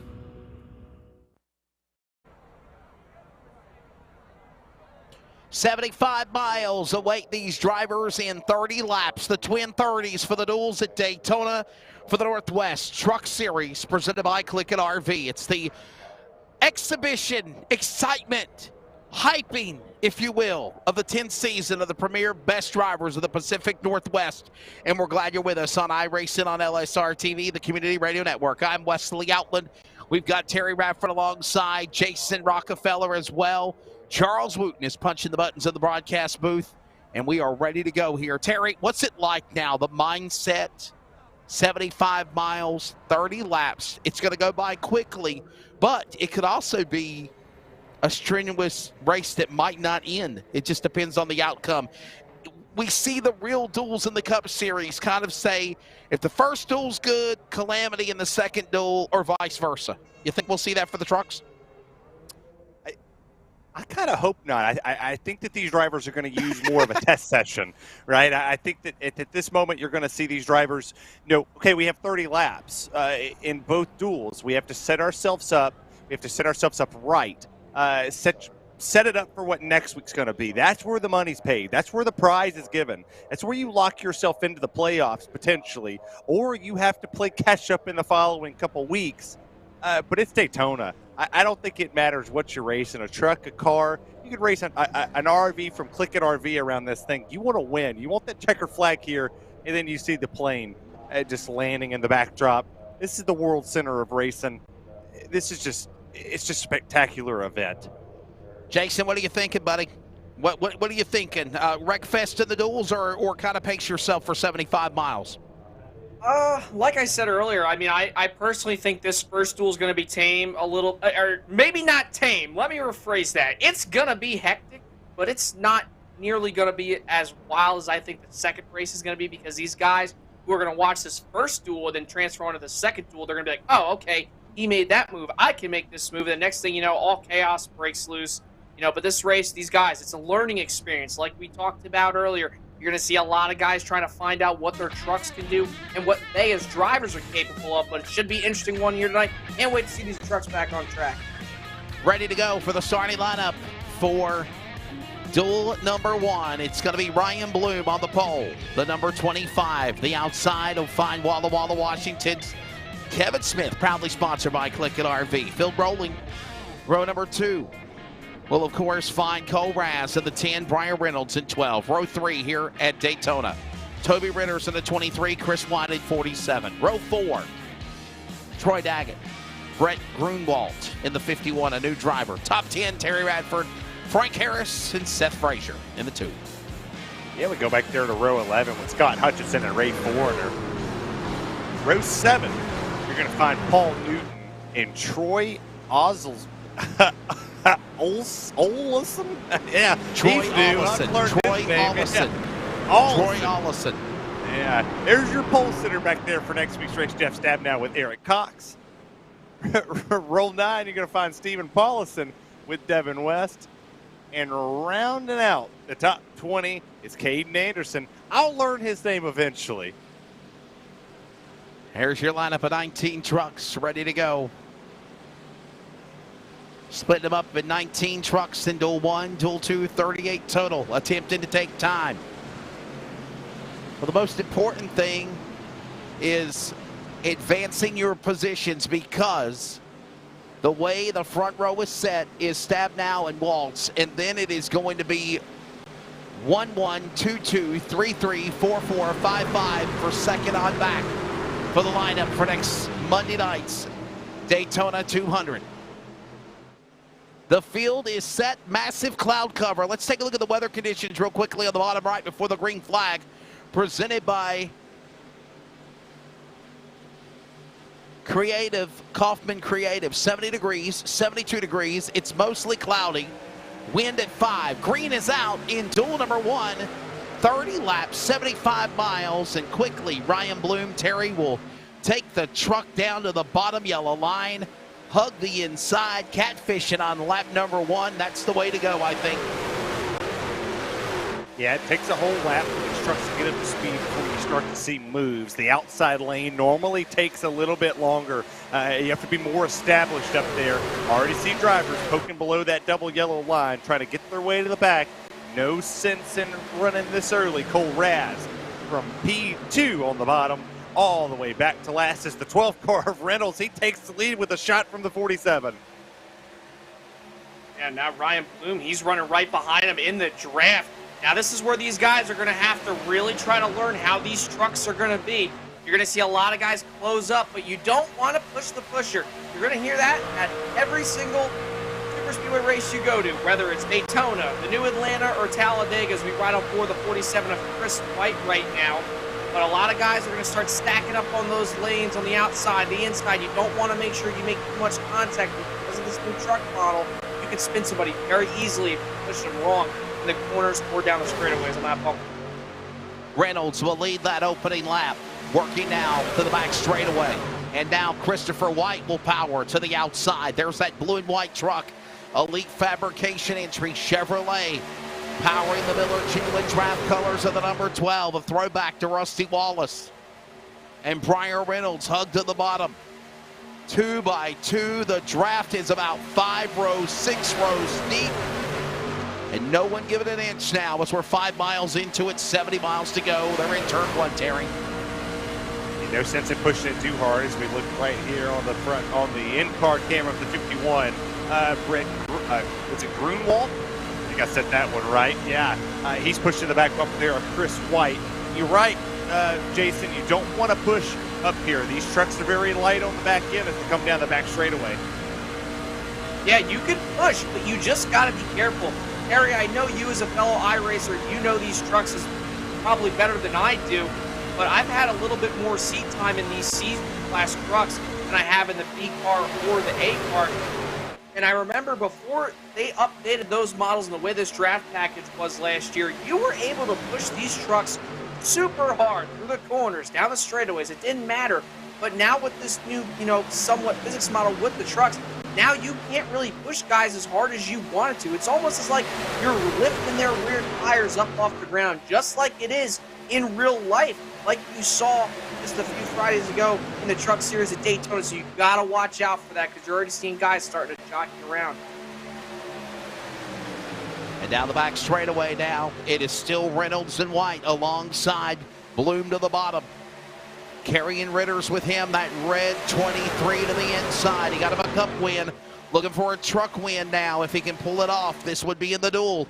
And I know, Terry, that this is a non-points race, but this definitely builds the momentum and sets the bar as you look at the aerial coverage high above the Virtual World Center of Racing, presented by your home for sim racing, LSRTV. But to elaborate on that, my friend, if you have a good preliminary night, it sets you to have a good points night to open up the year next Monday. Anytime you can get a checkered flag of any sort, whether it's setting the pole time, like Jeff Snapnow did for qualifying, or it isn't a dual race, it doesn't matter. A checkered flag is a checkered flag. It puts you in a position to say, I won the first race of the 2023 Northwest Truck Series season, or the first Cup win, or the first Xfinity win, or the first Dirt win. It does not matter. You have a chance to say, I was the first to do it. But I will say, watching these drivers on the bottom and the top, they're bobbing for apples. You see a lot of loosey trucks out here. They're going pretty fast. Is this, I might have missed something here. Is this open sets this year, or are we still on fixed in the Truck Series? This is the open setup, the fixed setup series at Xfinity on Wednesday night. Yeah, so they're racing on trucks. This is almost making me, boys, want to go over here and race this Northwest Truck Series. We're open sets, and these bad boys, these things are high, wide, handsome, sling them out, dirt track them. This is the kind of race that I like. Yeah, and Jason still 2 by 2. Yeah. race 2x2 right now. It's been interesting to see, like Terry was saying, all these guys with different setups, jockeying around for position, slip and slide. You see the number 12 of Briar Reynolds. He's getting that push behind him. That's Chris White in the number 47, reminiscent of the JTG Darty racing number 47 block. Congratulations to them, by the way, on their Daytona 500 victory. But you see right now, just like Terry was talking about, all these guys slip and slide. Everybody is handling these trucks differently, but because of their setups. So some drivers are going to be a little bit more out of shape than others. But if you're Toby Ritters and you're Ryan Bloom right now, you're looking pretty good. And shout out to Toby Ritters right now running P2. I said it before the race. I said he was going to be a threat here, and so far he's been running second. So good job to Toby and the rest of the field for keeping it so far. Greenwald, 48 battling for position inside and outside. 51 and 91 of Hutchinson falling back, now right back behind Troy Allison on the outside. So is Greenwald. And I'll tell you what, still 2x2, no one jumping out of line except one big climber. Jeff Stabnow is moving his way to the front in truck number 24, cracking the top 10 as he goes to 3. Sure is, doing a really good job right here, just putting himself in position. He said he was going to use this as a test session. He's going to start on the pole, so you're going to lose spots here at Daytona. You could find yourself on the pole, and you could find yourself back in 25th in a blink of an eye. Everything can change here. How does that truck work traffic? We know how fast it was in a single car speed. It was trimmed out perfectly. The nose was on the ground. The tape was playing it all the way up on it. What does the thing do in race mode? What does it do in race trim when you take that tape down to 35 or you take the tape down to 30? How does it handle in the pack? Is it loose? Is it tight? How is the steering? You have to learn all these things to put yourself ready to go for the Daytona 200 next week. And Jeff actually got the luckiest break of them all. He knows he's guaranteed to start P number 1 next week. He just got the greatest gift of them all. We'll start you in the back, Jeff. Make changes to that truck. You got a week to figure out what your truck did in the pack. You know, well, yeah, by the way, you're going to lead it anyhow, so it doesn't matter. And Jason, no matter what happens, that's the comfortable of knowing that if you can try to win this race, go for it. But if not, you know you're on the pole and on the front row, him and Mark Waltz next Monday night. Yeah, well, like Terry was saying, you know, I mean, if you're the 24, you want to make sure that you got your car trimmed out for next week. That's the thing about qualifying and the beauty of Daytona Speed Weeks. You know, you come to Daytona, you want to sit on the pole, you want to win your duel, you want to win the race. That's the beauty. You want to try to sweep all 3 marquee events for Speed Weeks. And if you're Jeff Stabnow, he may have sacrificed a little bit handling speed and went for, you know, speed single car qualifying runs to try to make sure that he had a good starting spot, which he will start on the pole. Like Terry said, next week, he's got nothing to worry about. Now he can go out here and learn, all right, how does my truck drive in traffic? How does it act in the draft? How will it drive when I'm side drafted in the corners? How can I take a push? How will I push? All these questions are going to be answered in this very race here tonight for Jeff Stabnow and the rest of the team. Toby Ritters, Troy Daggett giving him a bumper there.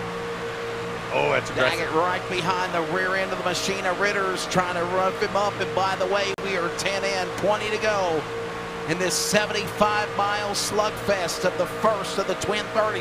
Boy, I thought he was going to just close off that draft, if you will, Terry, and close in that air, but that could have been bad, but he saved it. Yeah, it's a little aggressive right there. You're the 99. Pushing up there, you got Ryan Bloom leading this race still. He's pushing the fire out of that 23. I think my only question is to the owner of the series. Hopefully they're watching and they tune back into this. How do I get a start in this next week? Oh, hard in the wall. Hard to the outside. Trouble. Trucks in the grass. It's going to be the 2, Seth Frazier. Some other machines are involved, scattered and littered on the infield grass, just about 10 laps shy. Here in stage number, in the first duel, Ray Fournier, I believe, might have also got collected. Briar Reynolds is involved. Here is a replay of it all breaking loose. Terry Radford, I think it's a bad bump draft gone bad. Calamity on the back straightaway. Yep, caught it off-candid. You see it here, off-candid, kind of started wiggling the back end of the truck, moved up, moved down, and just didn't get a flush. Just didn't get a flush hit. But I go back to my point. How do I get a one-off start in the Northwest Truck Series with open setups at Daytona?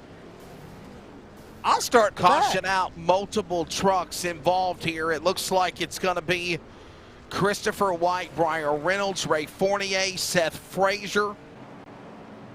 Awesome work by Charles Wooten on the replay. And again, maybe Brett Grunwald might have got collected in it. And again, Jason, just a bad bump draft going wrong. The 47 of White tried to cut in on the 12 of Reynolds and just made him lose it. Into the wall he goes. Yeah, just like Terry said, and like you said, Wesley, bad bump draft gone wrong. I don't know if we maybe can get an overhead shot possibly here again on the replay. Not too sure if Chris White was actually being pushed from behind, which made him, bump the 12, shove him out of the way, and then spin him out in front of the field, because that is something we talked about before. Don't push the pusher. Chris White may have been getting a push, which may have helped him turn around that truck in front of him. But yes, to answer your question, that was a bad bump draft gone wrong, and that's unfortunate. And that could be something that happens continuously here for these two duels tonight and for next week's race. And we're going to take another look. Here's a replay from the overhead view as Charles, great job in the production truck in their 10th season, by the way, of covering iRacing. Charles Wooten and all the people there in the production digging the new overlays, the new graphics. And don't forget about the Press Box Motorsports podcast, now back on Sunday afternoon, 4 p.m. Eastern, 3 Central. Terry, what's going on here? I say bump draft gone bad on the outside. Yeah. Finding Reynolds, and then you just stack them up from there. It's a log jam session in the grass. Well, when you push in these trucks, I mean, Jason actually alluded to it a little earlier on. When you give a shot, it has to be center. And I say center, I mean you need to be smacking that Chevy logo or the Ford logo. You need to go right where you see the point of your nose. It should be your logo touching their logo with every single push you give around here. And it can't be for long. It literally has to be pushing with the air. I know a lot of people are probably going to watch this and go, oh, you can't push with air. Yeah, you can. You go up to the back bumper, you just kind of ease up. Don't touch them, because these trucks jack up real easy. It pushes the back end around, makes the thing fishtail. You lose it. You see a wreck like that, you have to go up and just barely give them a shot. You're just increasing their mile per hour by 2. Every time you go up with that air, you can control the entire race here at Daytona just by controlling the air around you from the high side to the low side. A lot of passes are going to be made here this afternoon by just backing up, getting a little bit of the air, getting a little bit of the suck, and then swinging out to the outside and just cutting the air of the outside off. Ryan Bloom, right now, the man that is leading the way. Of course, Toby Ritter's in second. Toby Ritter's, Jason, in second. We talked about this, especially during the playoff run for the playoff championship. He got better and better, not only on the cup ride, but even the truck. He is really, really showing his strengths in that CLICKIT RV teammate alongside of Ryan Bloom. The lights are off on the pace car as well. We wait a restart. Yeah, and I tell you what, I love his paint scheme this season. It's a big red mean machine. He's got Clifford the big red dog on the side of it. Even better. Absolutely love it for Toby Ritter's. Yeah, finally they got Clifford a Clifford scheme. I love it. That bomb speed Chevy. I've been calling him Clifford for 2 years, and finally he gets rid of the Budweiser King of Beers rap job and actually puts Clifford, the big red dog, on the side of the truck. So there you go. We're ready for the restart. It is going to be 1 lap to halfway, by the way, when they come back to the Geico restart zone. Ryan Bloom, Toby Ritters, Troy Daggett, Troy Allison right now, your top 5, along with Jeff Stabnow. And the rest of the field right there with one another, coming to the line. We're working their way to the tri-oval. 15 laps in, 15 to go. And to make things go faster, caution laps do count. However, 2 attempts at a green-white checker if overtime is needed. Back through the gearboxes. Here come the big dogs, ready to growl in the virtual Daytona night again. Off to turn 1. And Ryan Bloom, Terry, will climb the bank in at 31 degrees here in Daytona to the corner. Yeah, but that time Troy Daggett got a really good jump there on that bottom side, cleared himself into second. That puts Toby Ritters back to third, but look who sits in fourth. Old pole sitter himself has climbed through this field from the back of the pack to the 4th position on the bottom. That's Jeff Stabnow. So not only did he have a really good truck in qualifying, oh yeah, by the way, got a little sporty LSRTV 24 machine right there, and got a teammate up there to the outside with Devin West. This might be a fun old time for the 24 and the 5 if they get connected. Halfway in this first 75-mile duel contest of 30 laps. Jason, what do you see in the first half of the race besides the bump draft of calamity with a multi-truck accident? Right now, we're trying to see it possibly shape up again with Allison up on the outside. Yeah, it's been interesting to say for sure, Wesley. See a lot of guys right now just jockeying for position for the first time tonight. We're going to go just about 3 wide.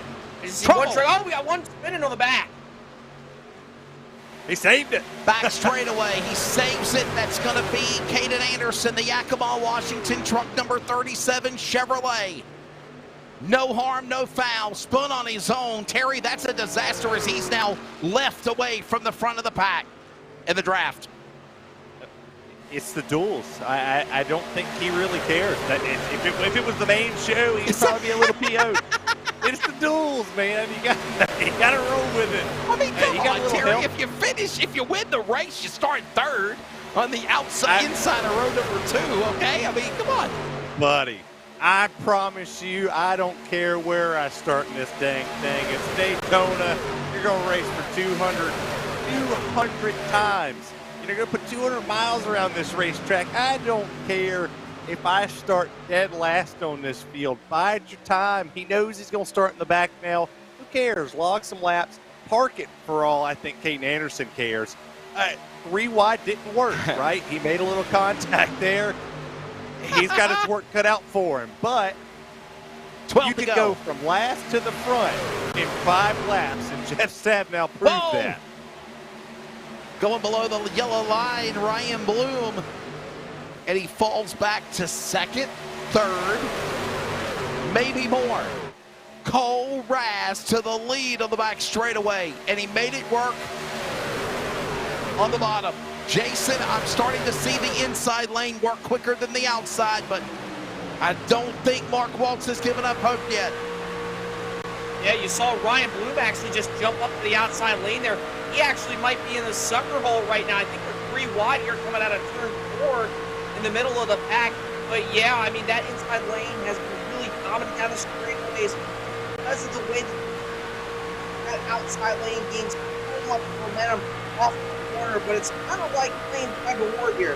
You try to go to the inside, you're going to get a little bit, I'm going to wreck at the back, big wreck. Trouble, caution out with 11 to go. Closing in on the final 25 miles of this one, and we got a wreck. It's Ryan Bloom.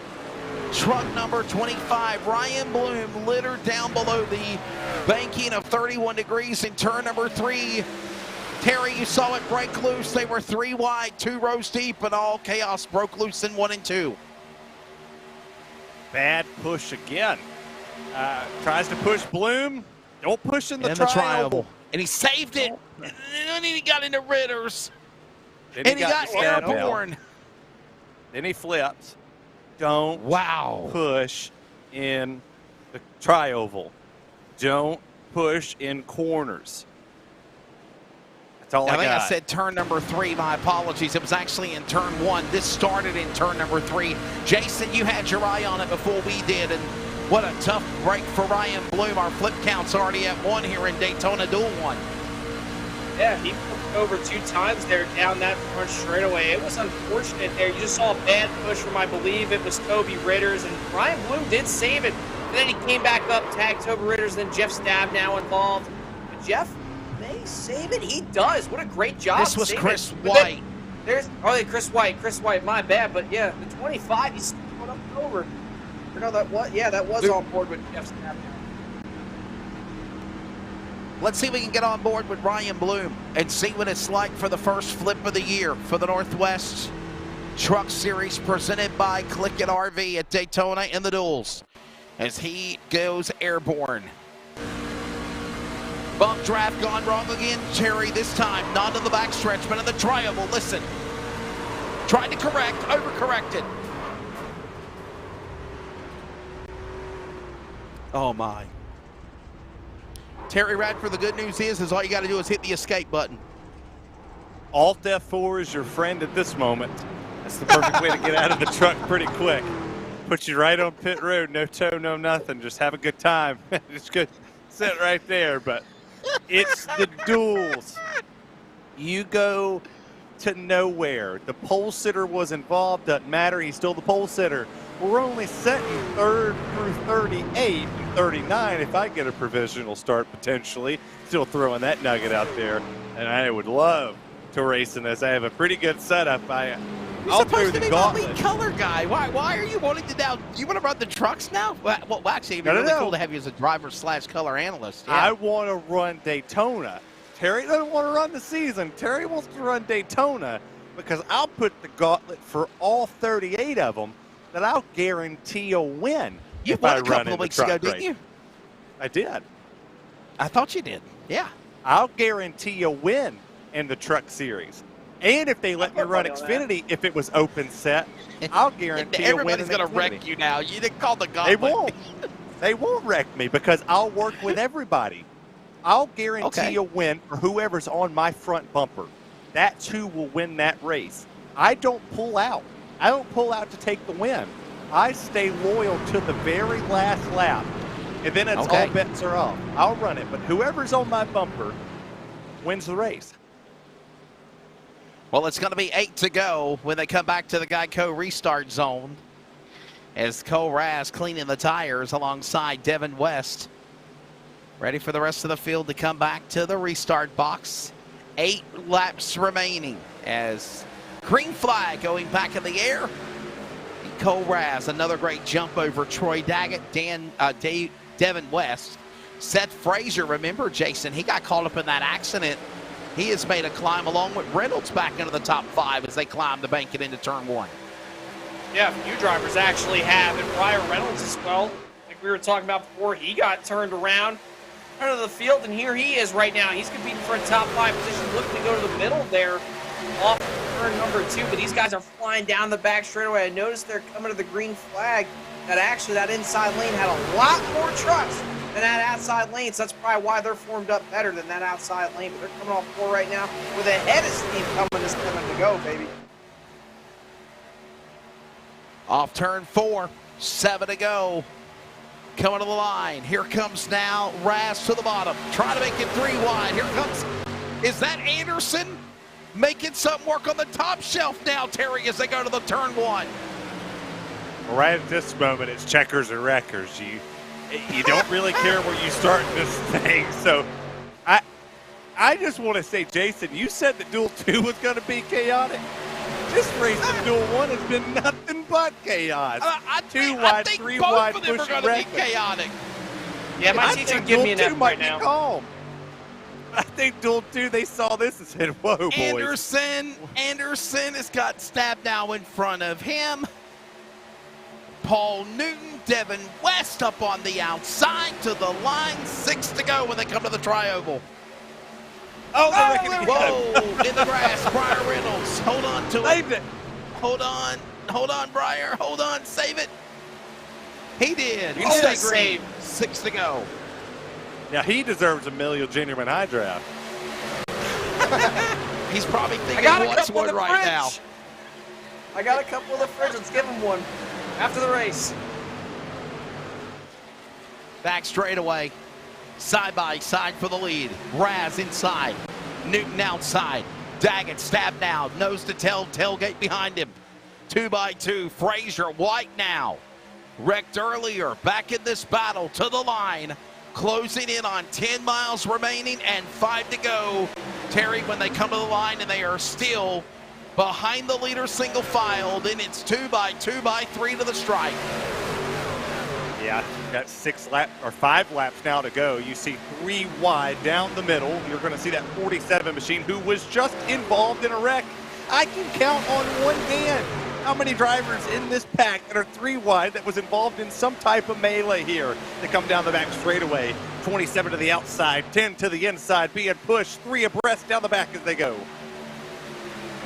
Jason, bump draft going wrong, or do you think they finally are going to mind their P's and Q's? Well, here comes Walla Walla, Washington's Smith, but he's got to get on the binders in front of Ryan Bloom. The truck off the pace on the outside. Oh, what a save. Wow, that was absolutely. Oh, there they go. They're wrecked right now in the back. Ollison is airborne. He is in the grass with the 11 of Frank Harris. No caution. Oh, yellow. 4 to go. Yeah, 4 laps to go. You see them side by side through turns 1 and 2. The 27 of Paul Newton to the outside. Jeff Stabnow is pushing the fire out of that thing down the back straightaway. They are pushing for all it's worth, and Caden Anderson's looking for a dancing partner on the outside. He's not going to get it. I think I said it was closing in on 20 miles remaining. It's now 20 miles, closing in on 10 miles here whenever they come to the line with 2 to go. That's how fast they're getting around here. And look at them. No caution where Ollison and Harris got together. And look at now Newton inside. This is the road course king, if you will, Jason. Trying to win at Daytona. 3 to go. I tell you what, if I were one of those guys right now, like Jeff Stabnow, or if Chris White is able to clear Anderson, Caden Anderson's the only one jumping out of line saying, hey, boys, let's go to the front. Jeff Stabnow has been riding behind the 27 of Paul Newton so far these last few laps. I think Caden Anderson has what it takes to push Jeff Stabnow, but the question is will Jeff be comfortable letting Caden Anderson push him? If I were Jeff, I'd jump into the front because Caden Anderson's hanging tough right there on the outside coming to 2 to go. Harry, you said, obviously this means nothing, but when you want to win, you want to win, and we got trouble. Truck's wrecked. Anderson has just crashed. Caution is out. Littered is the 19 of Cox as well. They hook up with each other going through the tri-oval. They were coming to 2 to go, and the caution is called with 3 remaining. Wow. Yeah, you get the replay right here. You're going to see 3 wide. And I think that maybe the 19 just kind of thought that he was clear there because they're going to get around. He's going to want to bump. Yeah, what I was going to ask Terry before this happened is you said everybody's kind of just racing right now, but it's coming to the time now where you want to win, as we saw Cox got airborne over the top of Anderson's truck. I mean, we're coming to the time that everybody wants to win, but I continuously go back to the point. It's just the duels. Yeah, you want to win. This just sets up a spot where you start in one of the longest races we're going to have in the truck season this year. You know, it's not too big of a deal where you start here. The Talladega Daytona, it doesn't matter if you're starting shotgun on this field. You have a legitimate shot to win the race. You know, you just ride, save your time. Don't come bum rushing through the field. That's kind of dumb. Just let people wreck in front of you. Let pit strategy start to unfold. Once the first round of green flag pit stops happen, if, and I mean if, we get green flag pit stops here at Daytona International Speedway. Well, you know, there's always an if in there. Stranger things have happened in the truck series. Yes. Stranger things have happened, but you know, if you get them, if you put yourself in a position to leapfrog some drivers, you get that timely caution, you're right there in the thick of things. You gain spots without having to necessarily gain spots. Jason, do you concur with what he said, or is it play possum right now because this race isn't over? You want to win. You want to win. That's the mindset. I don't care if it's wreckers or checkers or bicycles or playing hopscotch or Monopoly. You want to win. This is the Northwest Truck Series, right? These guys always want to win? Because that's what I'm thinking right now. No matter what it is, these guys could be racing on ice skates. They could be on bicycles. They want to win. And you got 2 guys up at the front right now. You got Cole Raz and Paul Newton. Those 2 have been up at the front all night so far in their duel. It's going to be interesting to see. I want to say, Keep your eye, though, on Paul Newton. I think that outside lane will get enough momentum. I think he's going to be able to clear Raz at some point. But this is the time you could set yourself up, to position yourself, to think to yourself, hey, I might be in this position come the end of next week. So this is a great learning opportunity as we're getting ready for the restart here with 2 to go. By the way, don't forget to hit that subscribe button. Follow us at LSRTV on Facebook, Twitter, and Instagram. Subscribe on YouTube. Don't forget about the Press Box Motorsports podcast. Everything from iRacing to real racing with Charles Wooten and his hosts every Sunday afternoon, 4 p.m. Eastern, 3 Central, and so much more. We settle it with 2 laps to go. Overtime number 1 here at Daytona. If the caution falls, Terry, before the white, we do it again. Raz got a great restart on Daggett, climbing the bank and won. Yeah, that outside lane did not get going. There goes Daggett to the outside. The 2 of Frazier got a really good run. Remember when I said about backing up to get the air? That's how that move was made. Daggett to the lead. Somehow they broke apart. They hold it together. Remember, they got to come to the line. Terry, Jason, they got to get the white flag. They're bumping. They're pushing. That's Smith into Stabnow. Stabnow. Ritters is piling through on the inside. He come out of nowhere. Clifford is back in the top 5 alongside Grunwald. And they come to the line. White flag in the air. 1 more to go here at duel number 1 at Daytona. Oh boy, it's going to be a barn burner, just like Terry Radford always says. Here comes Clifford, though, the 23 on the inside, pushing Frazier in that number 2. Coming to just half a lap to go. He can win this duel. It's going to be a race for the ages coming off the corner for just a qualifying duel race. Here comes the 10 of Raz. We're going to run on the outside lane. Back straightaway. They go to the back straightaway, Terry. Yeah, they're on the back straightaway into 3 and 4. The 51, he hits the 2. The 2 didn't save it. They're all wrecking. It's a drag race to the line, Wesley. And meanwhile, they race to the finish. They're wrecking behind them. Cole Raz, Troy Daggett on the inside. Oh, they touched. He's going to win it. Troy Daggett is going to pull away from Cole Raz. 0.03 hundredths of a second, according to time and scoring. Perfect side The draft. last lap, I just want to they put that wrecked, out. they crashed. Well, No friends on the last lap, Terry. No friends on the last lap, Terry Radford. There's no friends on the racetrack at any point in time. Most of these drivers in. Oh, no friends on the last lap. Can we see that last lap one more time? My goodness. And Jason, you just hit the nail on the head. That was the most perfect side draft for Troy Daggett on Cole Raz. Yeah, it was. You saw them coming off turn 4. Cole Raz had him by about half a car length while they were side by side. Troy kind of ran him up the racetrack, put some dirty air right on that left rear, and then getting onto that spoiler to drag him back, create more drag. You're going to see a lot of guys do that when it comes to the end of these races. But perfect side draft yet again by Troy Daggett. Congratulations to him. And that means he'll start 3rd for next week's 200-mile race. Wow. And by the way, we'll try to grab the duel winners of Duel 1 and 2 after the conclusion of Duel number 2, because the field is gritty. And they are not wasting no time here at Daytona to go for another 75 laps in the twin 30s. Let's give you your starting lineup on the pole. Mark Waltz, the all-time winner of the series, back after a 3-year absence from Texas on the pole to the outside. Oregon and the dominator of last year, Lake Peterson in the 9. Row 2, Chad Malik in the 08, Dan Lowther, the Oregon native in the 63. Row 3, Tyler Kim in the 38. West Virginia native Will Duvall in the 32. Row 4, Brett Johnson, go Yankees. I'm a Red Sox fan and the Braves fan. Number 7, Dennis Moore, the 44. He had a good season last year. Your top 4 rows. Row 5, top 10, Terry Radford, Ron Hunter in the 30, and John Ottenbacher in the 89. Let's go back there and look at old row 6 with Stephen O'Hare and that Tyler King guy. Row 7, you got Brian Barnes and Russ Lundberg with the goofy face in the 129 here. Sean Brightsman back there in that 46 with Eric Cheney in the 76. Ian West Jr. and Robert Gamble rounds out row number 9. And that is all. And one less car in this one.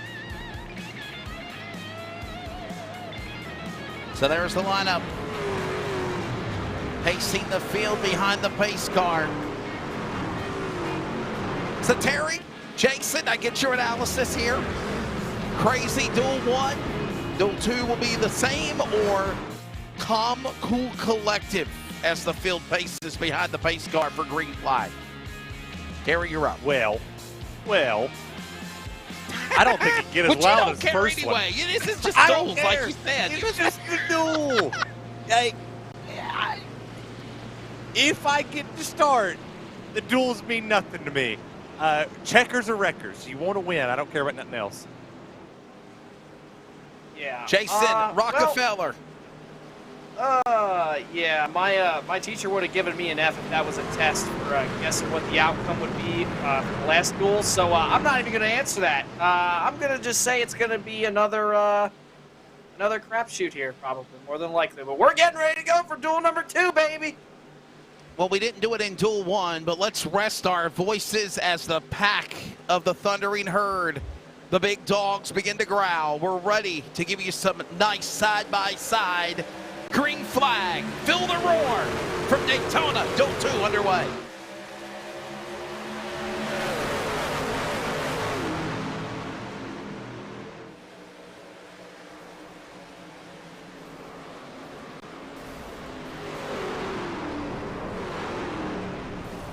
We have got a big wreck, trouble in turn number 1, almost the entire field littered in the banking in 1 and 2, and I believe, Jason, it is Will Duvall that was airborne, looked like he was going for takeoff in the corner. Wow.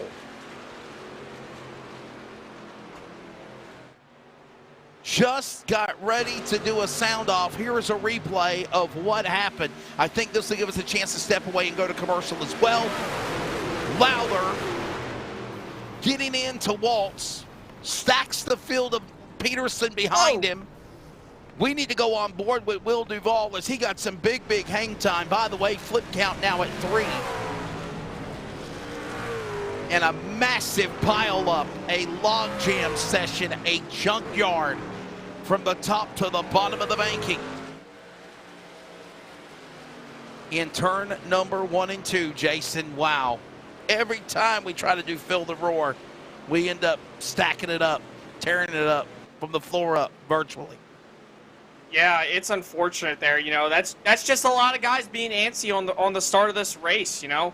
I mean, it is what it is. Unfortunately, that's how these duels can be. They can either be very tame, like I said they might be with the second duel at the beginning of this broadcast. But wow, He said, "Hold my beer." Far, this duel, if it were figuratively an actual person, it would have said, "Hold my beer. Hold 2 of my Miller Genuine Drafts." I'm gonna go cause a big one on the first lap, but it's just a product that's racing, man. It is, and we're not done yet. We're under an extended caution. Let's step away. We're back in a moment. Coverage of iRacing on LSRTV and the Community Radio Network from Daytona returns after the break.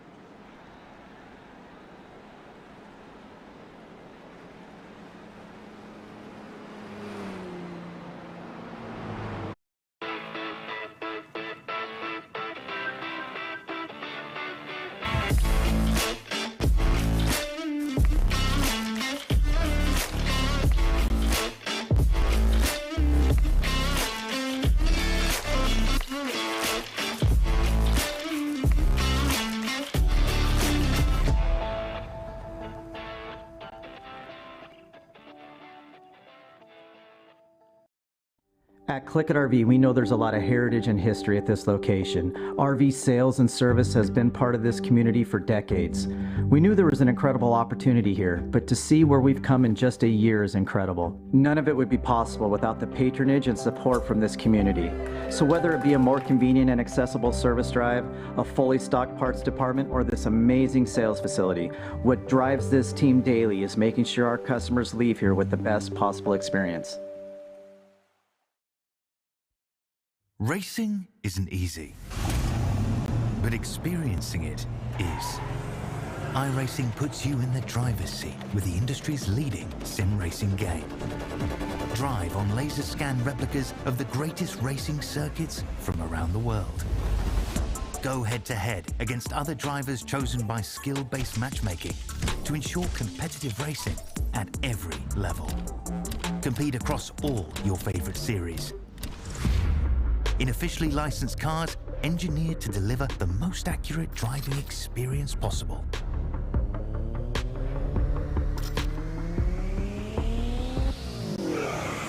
Join a race or host your own with players from across the globe.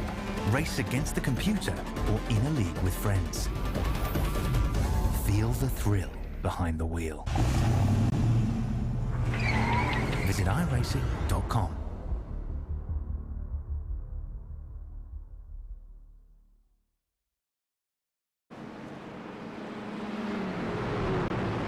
Welcome back to Daytona.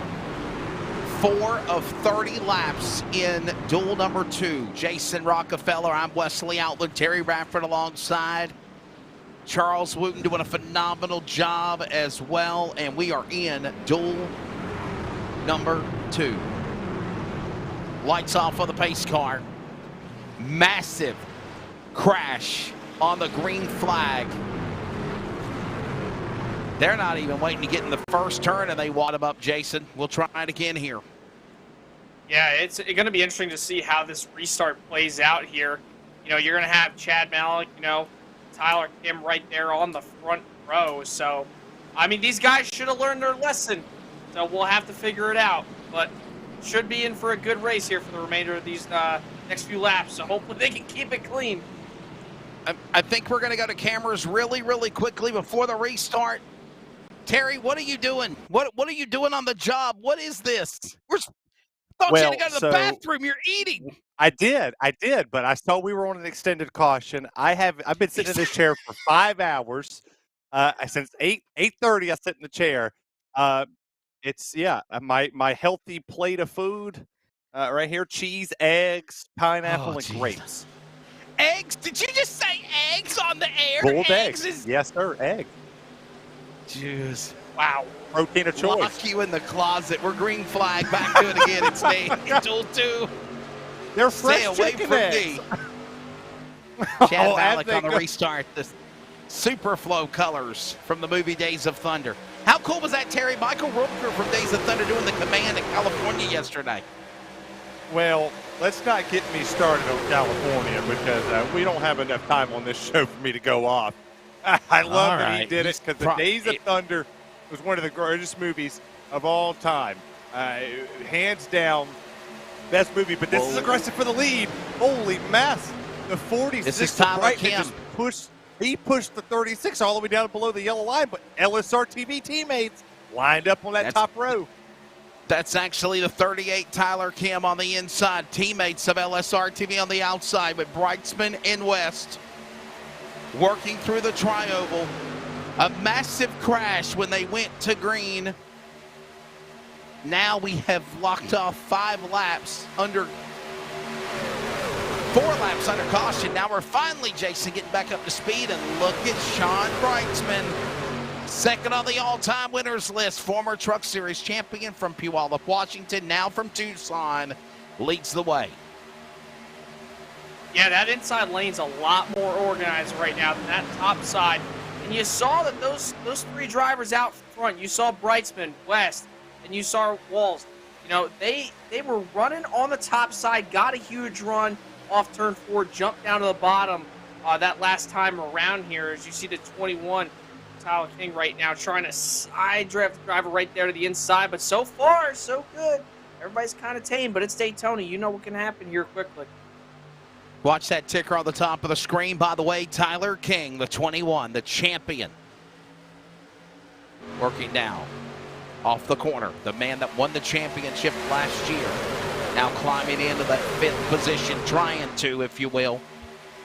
Down the back straightaway, and that gaggle of traffic ensues now as the 08 Malik falling back to where King and Gamble is. All the while, 4 trucks single file on the bottom of the racetrack out of turn 3.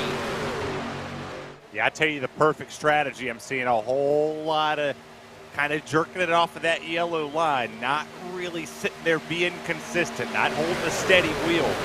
You're up to speed. You're knocking the rust off here. Practice session wasn't really in a pack, per se. Now your practice session is here in the duels. This is also why I don't really care about them, is because this is your practice session. I'm sorry. It's a practice session. It's a glorified 30-lap practice session that is not going to have any bearing on what the Daytona 200 is going to be, because you have a bigger pack. Speeds will be a lot higher, and if you're not holding the wheel here, like the LSRTV guys on the bottom, the 21 up top, the reason they're getting a run up top is because they're able to keep it steady. It's so disorganized on the bottom because you're seeing a lot of kind of wiggling here and there, kind of jerking the wheel too much. It's allowing that outside lane to go. You got to get that wrapped up. You got a week left before you have the real show. Closing in on 25 miles into this 75-lap duel, or 75-mile duel 2, 30-lapper. Jason, you got to take my side here, man. I know he says this means nothing, but the way these guys are driving, bro, you would think this is the last lap of the Daytona 200 next Monday night. I think the both of you are honestly right. Yes, this doesn't mean anything, but it does mean something, Terry. I think you're a little bit wrong there, brother. These guys want these starting positions, and yes, it's Daytona. Anything can happen. Drivers will get turned around. You'll be going to the back, the front. Like you said at the beginning of the show, Terry, you can go from last to first in 10 laps at Daytona. I would like to actually challenge that and say you can probably do it in about 5 laps. It's been done before, but I mean, this race in general, like we talked about, it's a practice race. That is literally what the duels are. Yes, it helps with qualifying positions and advancing those and dropping as well. But if you're these guys like Tyler King, like Dan West Jr., Rob Gamble, you want to try to make sure that you know how to time your drafts right, your pushes, your shoves, whatever it may be. And so far, it's been too wide up at the front. You see Tyler King try to take the lead away from Sean Brightsman in the 3. The defending champion of the Beaver State Racing, Nicole Bryan Photography Ford, up on the outside. Got Gamble behind him. So is also Stephen O'Hare. Battling Team LSRTV to the bottom, including Sean Brightsman, Dan West Jr., and Mark Waltz on the inside, climbing the banking, 50 miles to go. Yeah, question to go with 50 miles to go. Who joins? Who joins our guy? They're on the outside of the second row. Who's going to start behind our pole sitters as they continuously go 2 by 2? The 55 pushes the 46 Sean Brightsman clear all the way into 3. Outside with the 54-21 locked up. Does Rob push Tyler King to a win here this afternoon? Only time's going to tell. 19 laps to go when they cross the start-finish line. Remember, it was 25 miles into the first duel when the calamity happened to the back straightaway. They wadded them up on the opening lap. And they're not done yet. Coming to the line. 10 in, 20 laps to go, 50 miles remaining.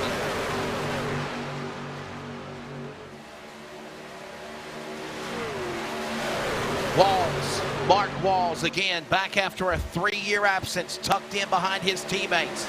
Brightsman, Dan West Jr., Walls on the inside. King, Gamble, O'Hare, a little slip there a moment, hold on. Kim and others getting loose. They save it as they climb the bank in time. Oh, Terry into 3. Oh, they're breaking out of line. Yeah, everybody breaking out of line. Moving to the left and the right here. Starting to have a little bobbles, a little antsy feeling. Everything started falling apart in Duel 1 about this time. Wesley, it fell apart about, I don't know, lap 1, turn 1 here. A little bit of a different pace, but now we're starting to do it. It's just you Stephen O'Hare right here. Currently sitting in the 5th place position. That would also be the 3rd car on the outside lane at the moment. So every driver still has an opportunity to win this race. Even the one behind him with a whole lot of damage. And Hunter, number 30 machine.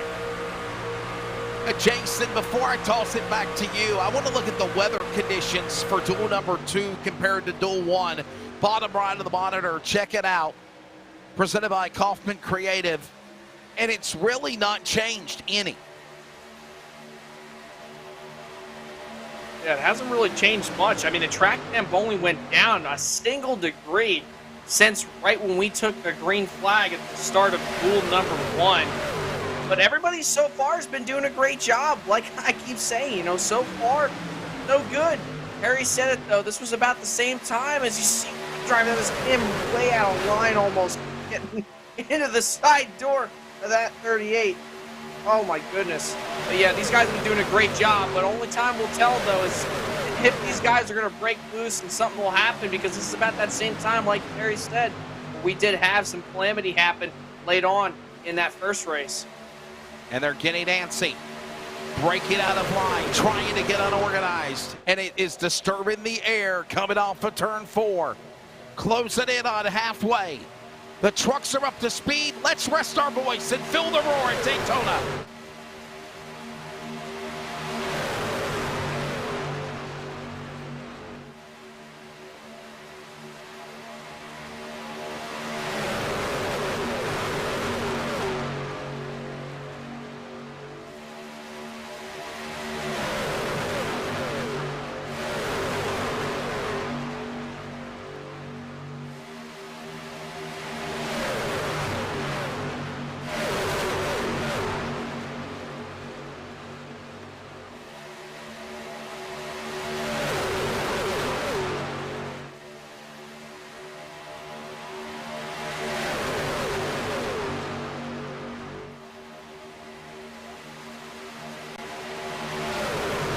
Ooh, gotta love that sound, Terry. Gotta love it. Hear it. Look at it.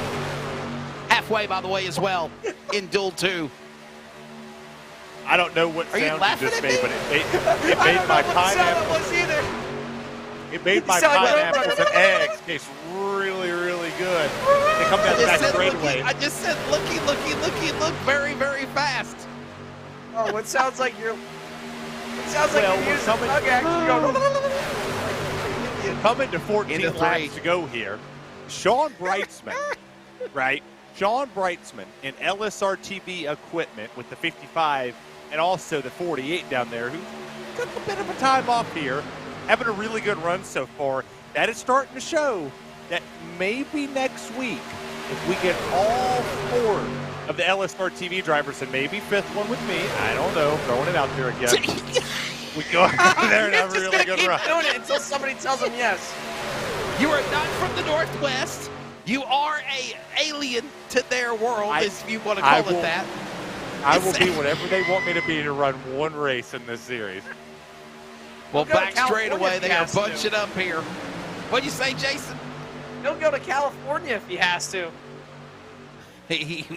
We're in the I press have box at frequent Auto flyer Club miles. Speedway. I cannot believe you're eating on the air. They work off of turn 4 to the line. Brightsman is out in front. Dan West Jr., don't choke on your egg, by the way. 13 to go.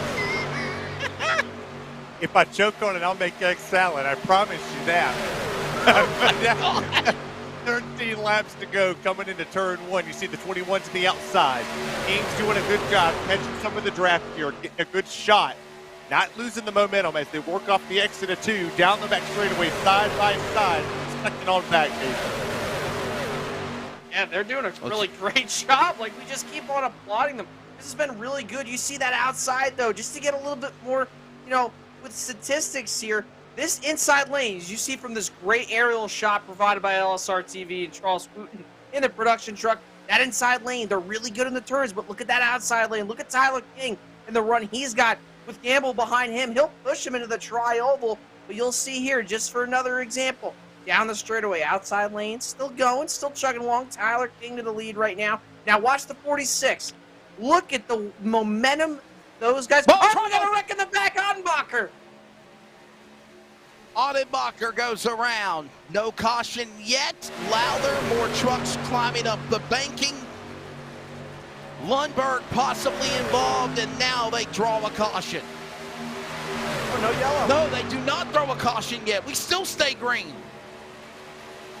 By the way, I was going to say, when you were closing your thought, 3 cautions in Duel 1, only 1 caution in Duel 2. That was the big wreck on the start. As we close in on the final 25 miles. We're also coming up on the top of the hour. We'll pause for 10 seconds of radio identification and take you to the finish from Daytona in the Duels for the Northwest Truck Series, presented by CLICKIT RV. Community Radio Network, WCRN 87.9 FM, Clayton, Garner, Raleigh, North Carolina, USA. We are CRN. Back here at Daytona, closing in on the final 25 miles. Terry, the incident that happened in turn 2, no caution drawn. Why was that, my friend? A car has to be 90 degrees to the left or the right in a spinning motion above the double yellow line. If they travel below the double yellow line, no caution is triggered from the iRacing service. You have to be around up there in the racing groove. The fact that the driver was kind of candy-wampus going back on the track does not draw a caution. They were going at minimum speed. That's why we didn't trigger it. But I tell you one thing, I'll say it again. If Terry gets to drive next week, I'm glad I got to call the Duels. Oh my gosh. Because I know who I'm not going to work with. He's not going to stop. Strangle you! I'm throwing it out there like a fish around the line. I told you that word cattywampus would be used a lot. There's 2. I had to use it. I had to. I had to. You said it. It was in my head. I was like, how can I work this in there? I mean, I can work in there like the RVs, right? I mean, cattywampus, crab walking. Look at RVs. They're all the same. That's right. Thanks, by the way, to Kevin Smith and CLICKIT RV. And they're going to go 3 and 4 wide, and Smith is in this from the first duel. And now we'll see what happens with these drivers in Duel 2. Sean Brightsman inside. He has protected the double yellow line with his teammate Dan West Jr. and Mark Walls right behind him on the inside. But here comes now the defending champion, Tyler King. Jason, we saw him make this one time work, and he broke away. Now he's going to make the outside, get unorganized again at the line. 8 to go when they come to the stripe. Yeah, these guys are just so even right now. They have about the same amount of trucks. That outside lane is just so good off the corners, like I was talking about before that incident. Like everything always happens when I'm trying to make my points, I guess. And there we go again, and there goes Kimmy's around. Tyler Kim around. That's more than a 90-degree angle there, Terry, and the caution is drawn with 8 to go. Yeah, that time he got extra cattywampus. Yeah. It sounds like you're choking on your eggs. Shockingly enough, I was. And then I jumped out of my chair kind of and watched him spin. Caution number 2. Watch the 38, the red, white, and blue truck behind Walls. Oh, he's got to get off that apron. It kind of bump triggered draft. right What are you thinking, Terry? Bump draft? Got hit by Malik on the inside. What's going on? No, he wrecked himself. Lost it on his own. Yeah, and like I said, I threw it out there. There's a lot of people that I'm watching making these moves that aren't able to hold that wheel very solid. Sure. If I do race next week, I will promise you there's about 10 drivers that I will not push. I would be too scared to. This is all about keeping speed. It's all about not scrubbing with the wheel. You have to keep it low or keep it high. I keep seeing people hit that apron. Jason, wasn't he the one that said he was friends with everybody until the last lap, Jason? Didn't we hear there?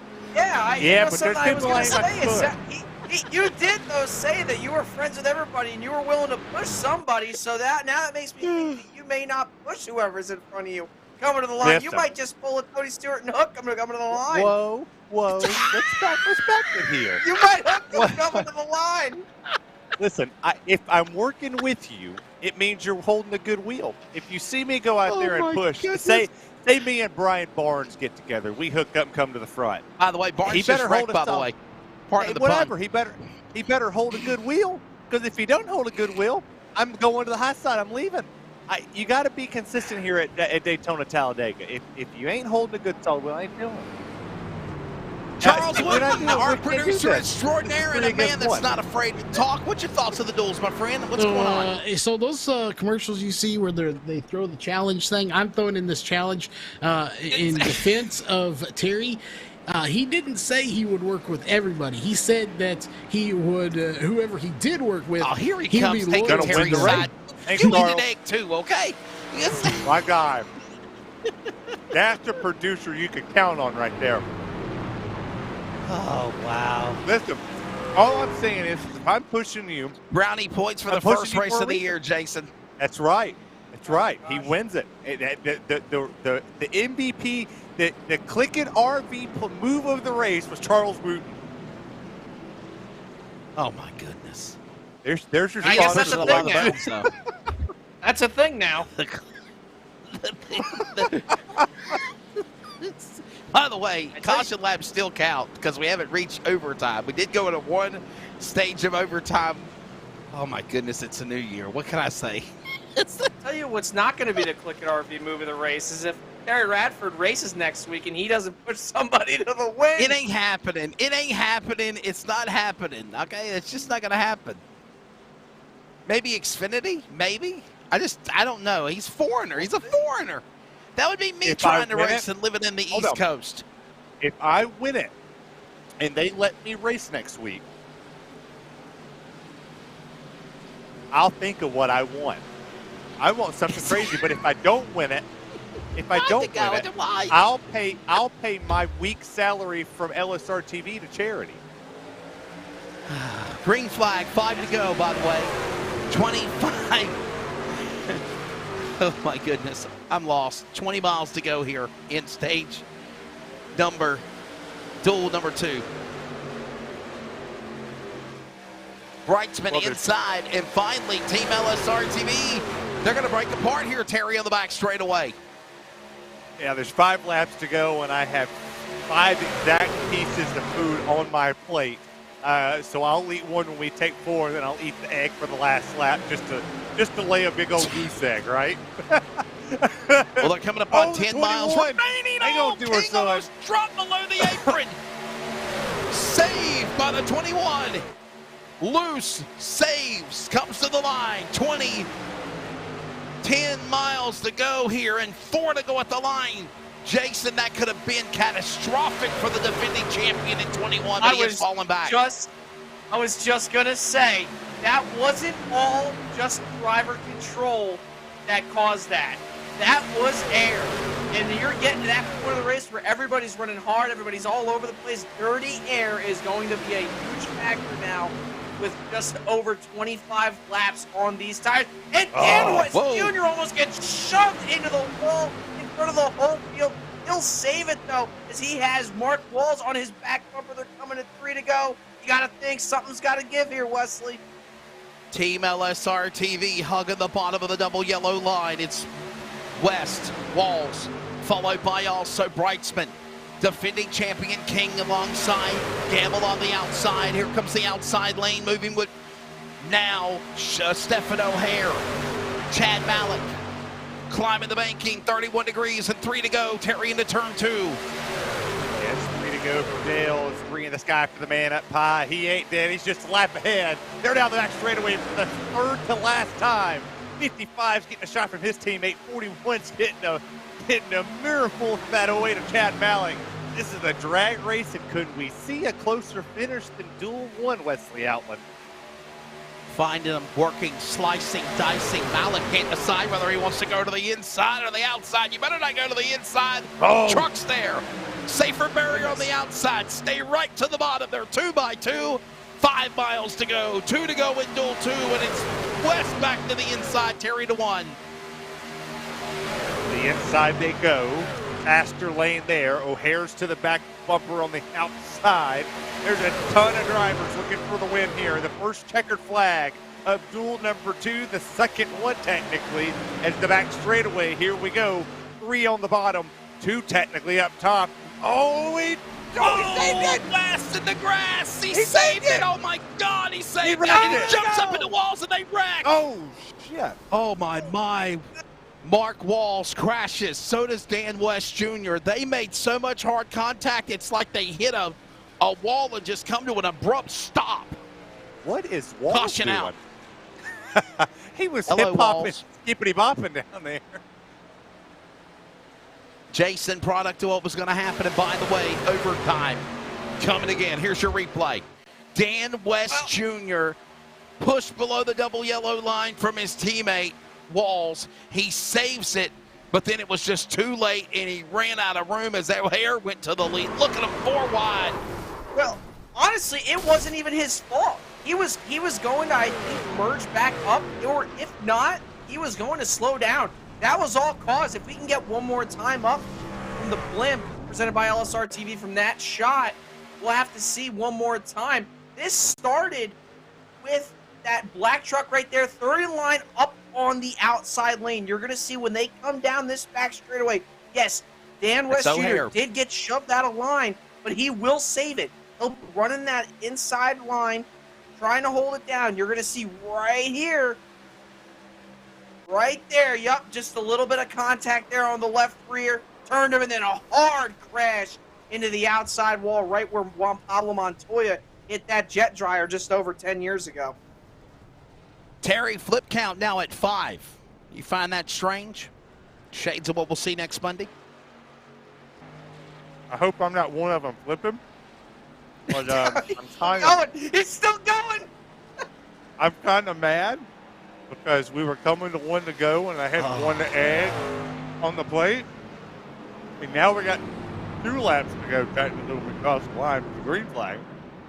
And, my question is this. Will we finish before nightfall? Oh, yeah. Well, I mean, I have half an egg now. So I'm going to leave that half an egg down there.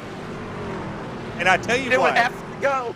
Hey, Terry, I've got a big, juicy steak with homemade cooked hash browns calling my name after the race broadcast. Okay. Terry wishes that he could eat that. My doctor told me I have to eat healthy now. So it's eggs, fruit, and cheese. With hey, by the special way, you are in our thoughts and prayers, buddy, for going into surgery. I think it's next week. I think it is. Yeah, we're working on it. Well, I can't have that much cheese, but I tell Charles you was what trying to debut as a possum. Terry tells you the bet should be, if I win next week, you two have to eat 5 hard-boiled eggs on the broadcast. Jason, 5 hard-boiled eggs. I'll eat 5 eggs. I love eggs, man. I love Easter. The hell we going getting candy eggs? I like cooking the eggs and painting them and then eating them. Show. You have to stick a whole egg in your mouth every lap we You're run. not going to race, okay? So I'm not worried about that bet. Lights off for the pace car, by the way. We go back to green. Race. We're coming to the restart, y'all. 5 miles remain. And we're going into overtime in Duel 2, like Duel 1, green flag. Process of elimination like eating rotten eggs. Here we go. Here's a good egg and a bad egg. Well, there were 2 eggs from the outside, 4 eggs to the bottom. The chocolate factory. 2 eggs to the top. Malik. Hey, look at Malik. What a crossover. What a move, son. What a move. That was like a dirt track. Meanwhile, by the way, look at Brinksman. Sean Brinksman in the middle. He says, hold my beer. Literally. Inside he turns it.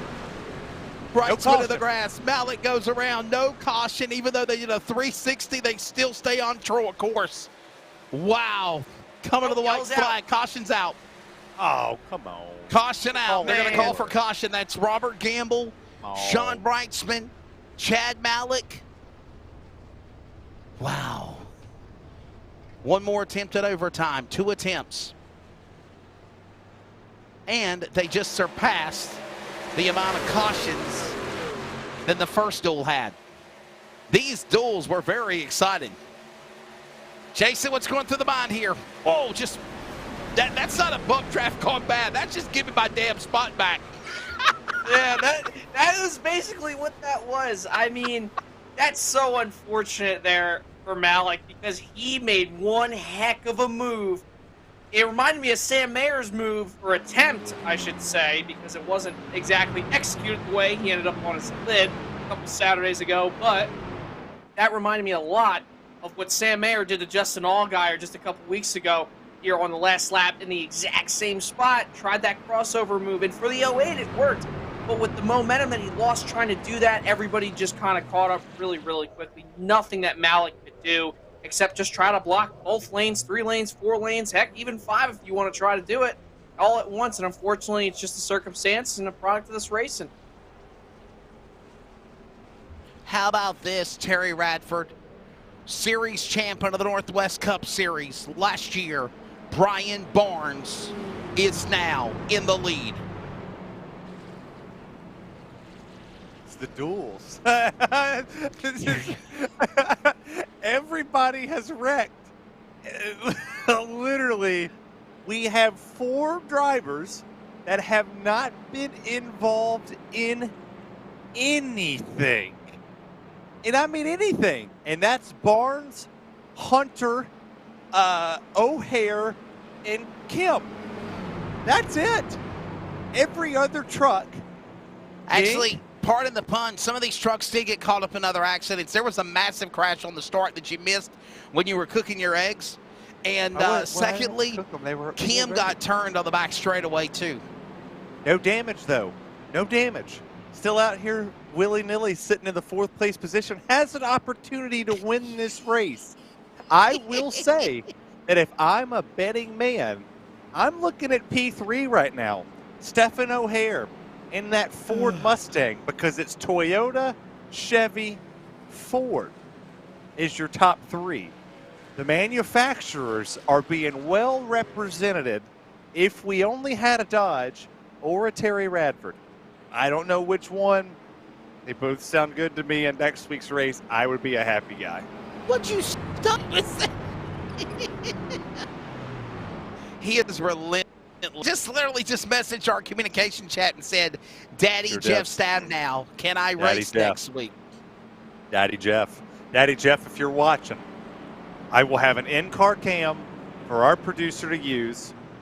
Open communication with the broadcast if they need me for anything. I'll talk for an entire 2-3 laps while I'm over here racing.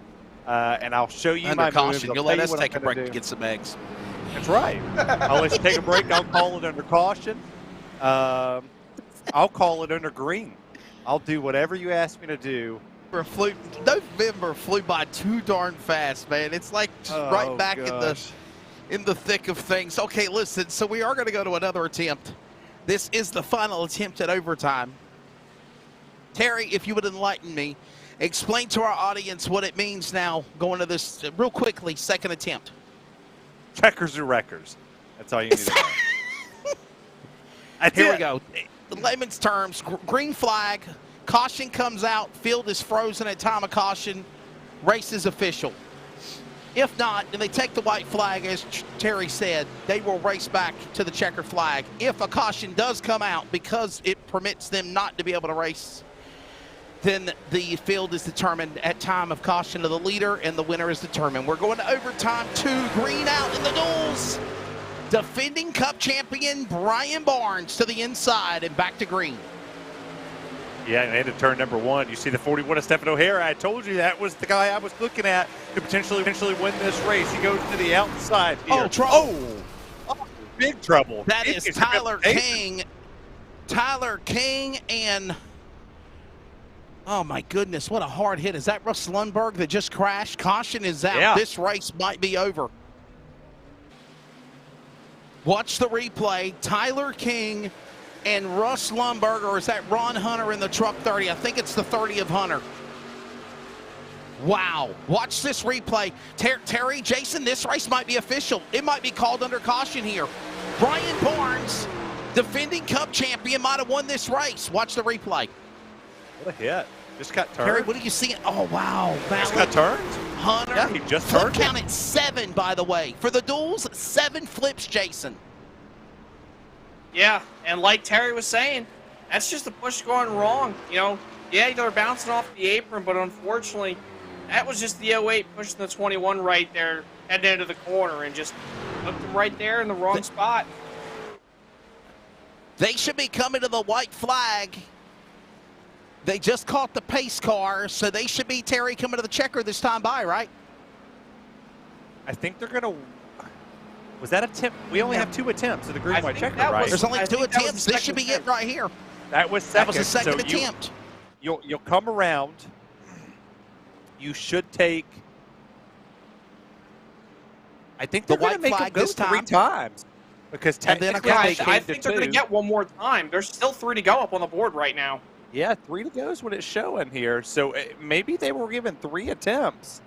I thought it was 2. I thought it was 2. I thought it was 2 in the rule book I read. Yeah, same here. I'm just as confused. I thought it was 2 attempts for a green-white checker. It was 2 attempts last season. The rule book was the same this season. Barney is waving the caution flag. 4 laps to go. It leaves it at 3. Yep. So it is 3 attempts. They changed it now to 3 attempts attempts this year. Wow. We'll see whoever posted the details about the race. Wow.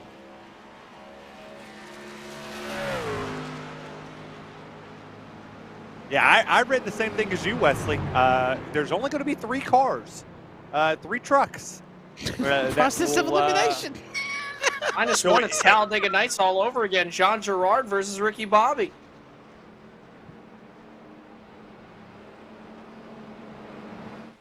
Understanding there's 4 cars, but they're in their own little world. That's Tyler Kim, I think. So you want to hear what's funny? Is or Dan Lowther or Ron Hunter? Fords have a 75% chance of winning this race. That's process of elimination. 75% chance of winning, and Toyota has a 25% chance. And the pace car technically has a 100% chance, but Chevrolet has a 0% chance of winning, and that's Terry Radford's trends of the race. I can't wait till tire talk with the goose egg of Terry with his eggs. Here, I can actually show you what I got one small. Can we put him on? Can we put him on camera real quick? They ain't coming to the green yet. Actually, wait a minute. They are. Hold that thought, Terry. Hold that thought. This is it. Lights off on the pace car. 3rd and final attempt with 4 trucks on track, 3 in the hunt. And we're back underway. This is the final attempt at overtime. I thought it was 2. It's 3. My goodness, Jason, look at how slow the trucks are with only 3 in a pack now. No, this is crazy. But I tell you what, though, Tyler Kim right now, he's been tossed around like 3 times tonight, and he's setting himself up to try and get a dual win against Cup Series champion Brian Barnes, and then Stephen O'Hare right behind him. Stephen right now, though, he's in the catbird seat. They're coming around, lap and a half to go. It honestly, even with just 3 trucks, it's still anybody's race. Back straight away into that 3rd turn. Terry, I watched Stephen O'Hare pull away. Is he trying to get that last burst of momentum to draft around him if he can to come to the line of the white flag this time by? Here's Stephen O'Hare's chances of winning this race now. 0. Slim to none.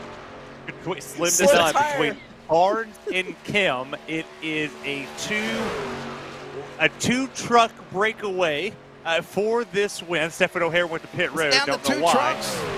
Yeah, O'Hare's down to Ricky Bobby, wreck? John Girard. What if they both wreck? Did they get out of the truck and race Oh, it? they're side by side. He said to get out of the truck and race. Hey, Kim on Wesley, the can outside, I call it to the Barnes finish? on the bottom. Here they go into turn number 3. Going into the corner, side by side, working into the finish of Duel 2. Terry, they're coming to the line. Side by side they go. The 4 Barnes to the bottom, the 38 of Kim to the outside. Ford versus Toyota. Who wins it at Daytona? Drag race, side draft to the line. And it's going to be Barnes. too close to call. 38 Barnes wins it. Got him. Kim. By the same margin of Duel 1. Same margin is 1. By the same margin of duel number 1, Tyler Kim will win duel number 2, 0.03 hundredths of a second. Wow. That's wild. That is wild. Now that is hilarious. Now I'm going to have to win by the same margin. And you're the one that said they got nothing to 3 trucks, 2 trucks, nothing to race for. It's just a duel. Hear me out here. Hear me out. Yeah. It is what it is. It is what it is. It is what I it do. is. Hey, and by the way, do y'all even realize this race finished at night? This race, like, what are we doing now? A final practice session, if you will? A final happy hour? What is this? 15-minute practice? A little open session. Can I jump in this?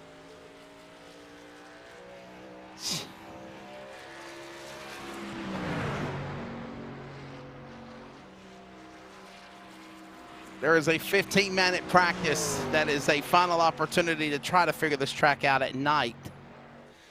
But,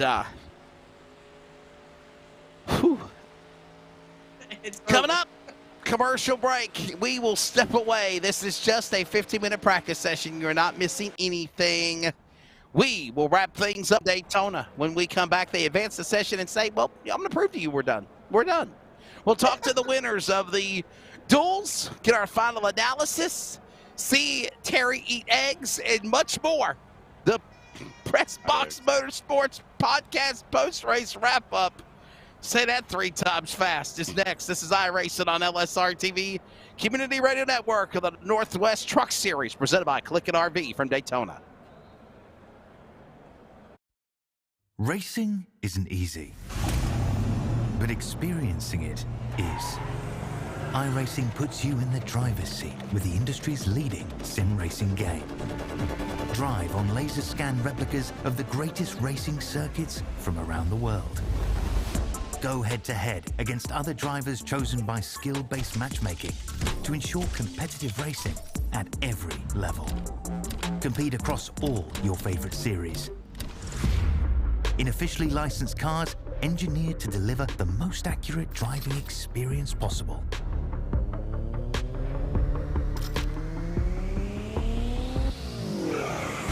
Join a race or host your own with players from across the globe.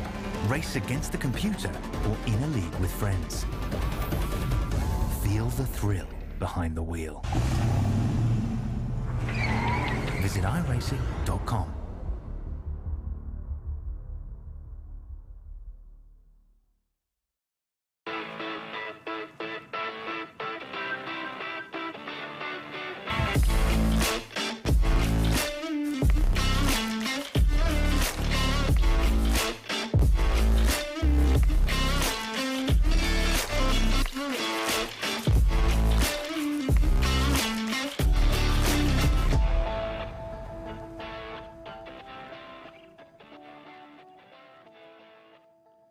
At CLICKIT RV, we know there's a lot of heritage and history at this location. RV sales and service has been part of this community for decades.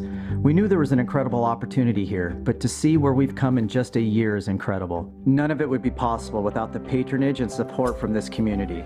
So whether it be a more convenient and accessible service drive, a fully stocked parts department, or this amazing sales facility, what drives this team daily is making sure our customers leave here with the best possible experience.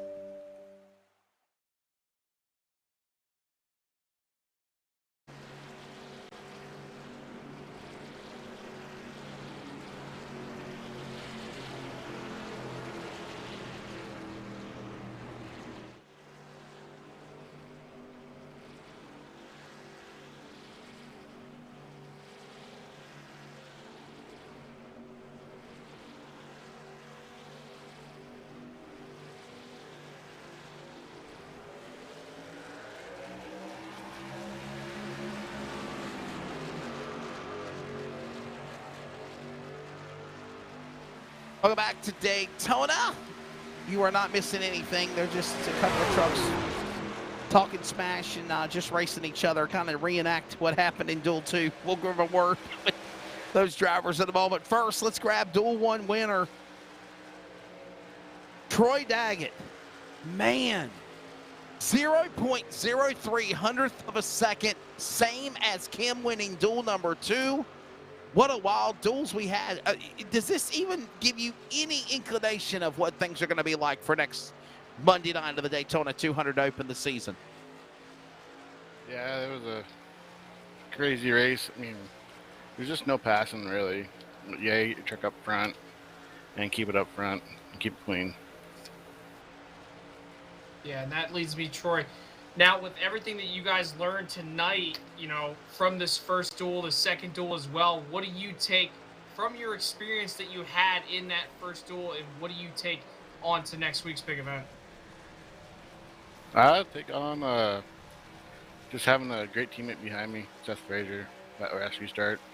Just got time to restart with the leader, and we had a great jump on him and took him on the outside with Seth, a teammate behind me pushing me, and it was fun.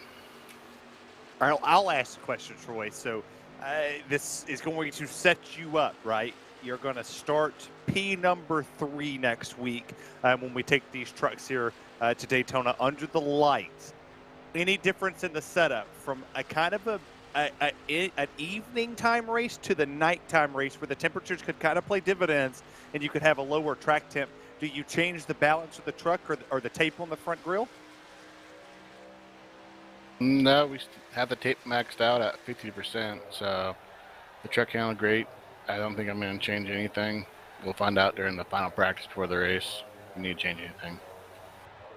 Well, Troy, you're starting third inside row 2 for Daytona next Monday night. Let's thank your sponsors. We'll see that 99 next Monday. Yeah, I'd like to thank my wife and kids for letting me race. LSRTV for broadcasting this series. It's a great partnership. I look forward to all the broadcasts you guys are doing. CLICKIT RV for sponsoring this series. 15 Studios for designing my car. And once again, big ol' shout out to Seth Frazier for the push on that final restart. Here's the thoughts again of the driver of Mr. Troy Daggett. And of course, he picks up the duel number 1. Now we go to victory lane for duel number 2. Tyler Kim racing again for the finish. It was 0.03 hundredths of a second at the line. And you will pick up a win. Tyler, this has got to be probably one of the biggest iRacing achievements of your career, isn't it, buddy? Congratulations. Yeah, that's it. It's, yeah. it is one of the very few wins I have on iRacing, to be honest with you. Well, Tyler, congratulations on that second duel win, man. You were just trying to sidetrack coming to the line. You did a great job. You know, y'all were just duking it out side by side. After surviving that, you know, which was a great race for most of it, besides the Wreckfest, what do you expect going into next week's event? Do you expect guys to be more patient and try to be a little bit more calm, knowing that it's a longer race, to have points on the line compared to this race tonight? Yeah, I think there'll be a little bit more caution that everybody will have. But I still think that to a certain degree, it's just going to be, you know, keep your truck clean and just make it to the end and not, you know, not get involved in everything. Well, Tyler, first off, thank you so much for being on the iRacing platform and staying dedicated to it to pick up this win here tonight in Duel 2, starting 4th. I'll kind of ask you the same question. Did you get a feel of what the truck was going to do, whether it was in the draft or whether it was being pushed? Was there a weak point that maybe you could potentially work that truck to make it just a little bit better with more trucks in the field next week? Really, I mean, it handled pretty well. I don't know what kind of happened there. I got to look at the replay of what happened there when I went around. I don't know whether I just got a bad bump or whether it was net code or whether I just flat out got loose. But overall, it handled pretty well. It didn't really matter in the draft. It just, wherever I wanted it to go, it kind of went. So I think it's pretty much going to be what it's going to be. Tyler, final question. Segue this into thanking your sponsors. What does it mean for you to be starting on the outside of row 2? Probably your best starting position in your career of iRacing with the Northwest next Monday night at Daytona.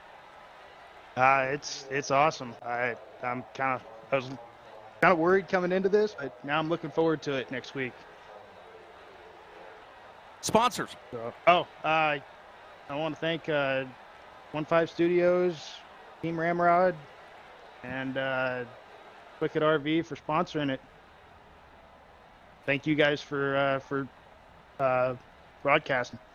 You bet, buddy. 0.03 hundredths of a second, same as Daggett. That's Tyler Kim in the 38. We're going to wrap it up here in less than 2 minutes. Again, coverage next Monday of the Northwest Truck Series, presented by CLICKIT RV from Daytona, 200 miles.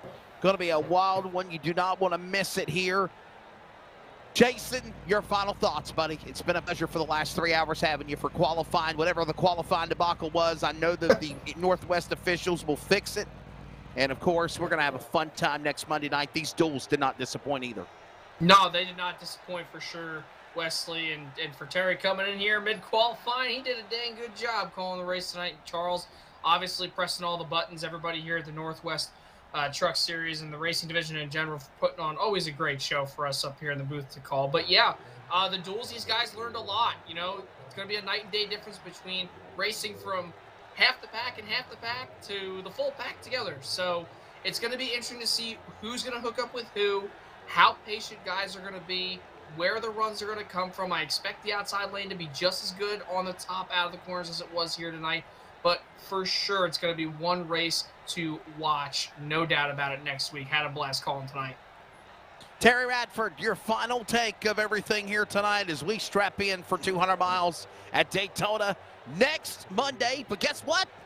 The CLICKIT RV Fixed Setup Series Xfinity cars will do the same thing on Wednesday night. That is right. We'll pull a triple header on that one. Double headers on Monday, triple headers on Wednesday. Looking forward to an amazing season with the Northwest Truck Series, Xfinity Series, and another series that may or may not be happening down the road. I'm not 100% sure. We'll throw it out there later, but great racing. It was good to see finishes that were mirrored of each other. I can't wait to see what the Daytona 200 will be. If maybe, cough, cough, I convince anybody to let me run in it. There's a couple wormholes we could go down that. You know, if veteran, I just thought it out there. Maybe the veteran status will get me something. Just prepare to be in the booth next Monday night. I'm always ready to call the race. You can take that to the bank. Well, thanks to Charles Wooten and all the great people behind iRacing on LSRTV and Rocket Racing Media. Thanks to Charles Wooten, Jeff Stabnow, James Vining, everyone behind production. And again, next Monday night, this entire field of 38, maybe more to field 43, will go at it for 200 miles around Daytona, 80 laps next Monday. And don't forget, again, the CLICKIT RV Fixed Setup Xfinity Series is on Wednesday. For Jason Rockefeller, Terry Radford, I'm Wesley Outland. Congratulations to Jeff Stabnow on the pole for Daytona next Monday. Troy Daggett, Tyler Kim, the dual winners. Good night from Daytona. We'll see you next Monday.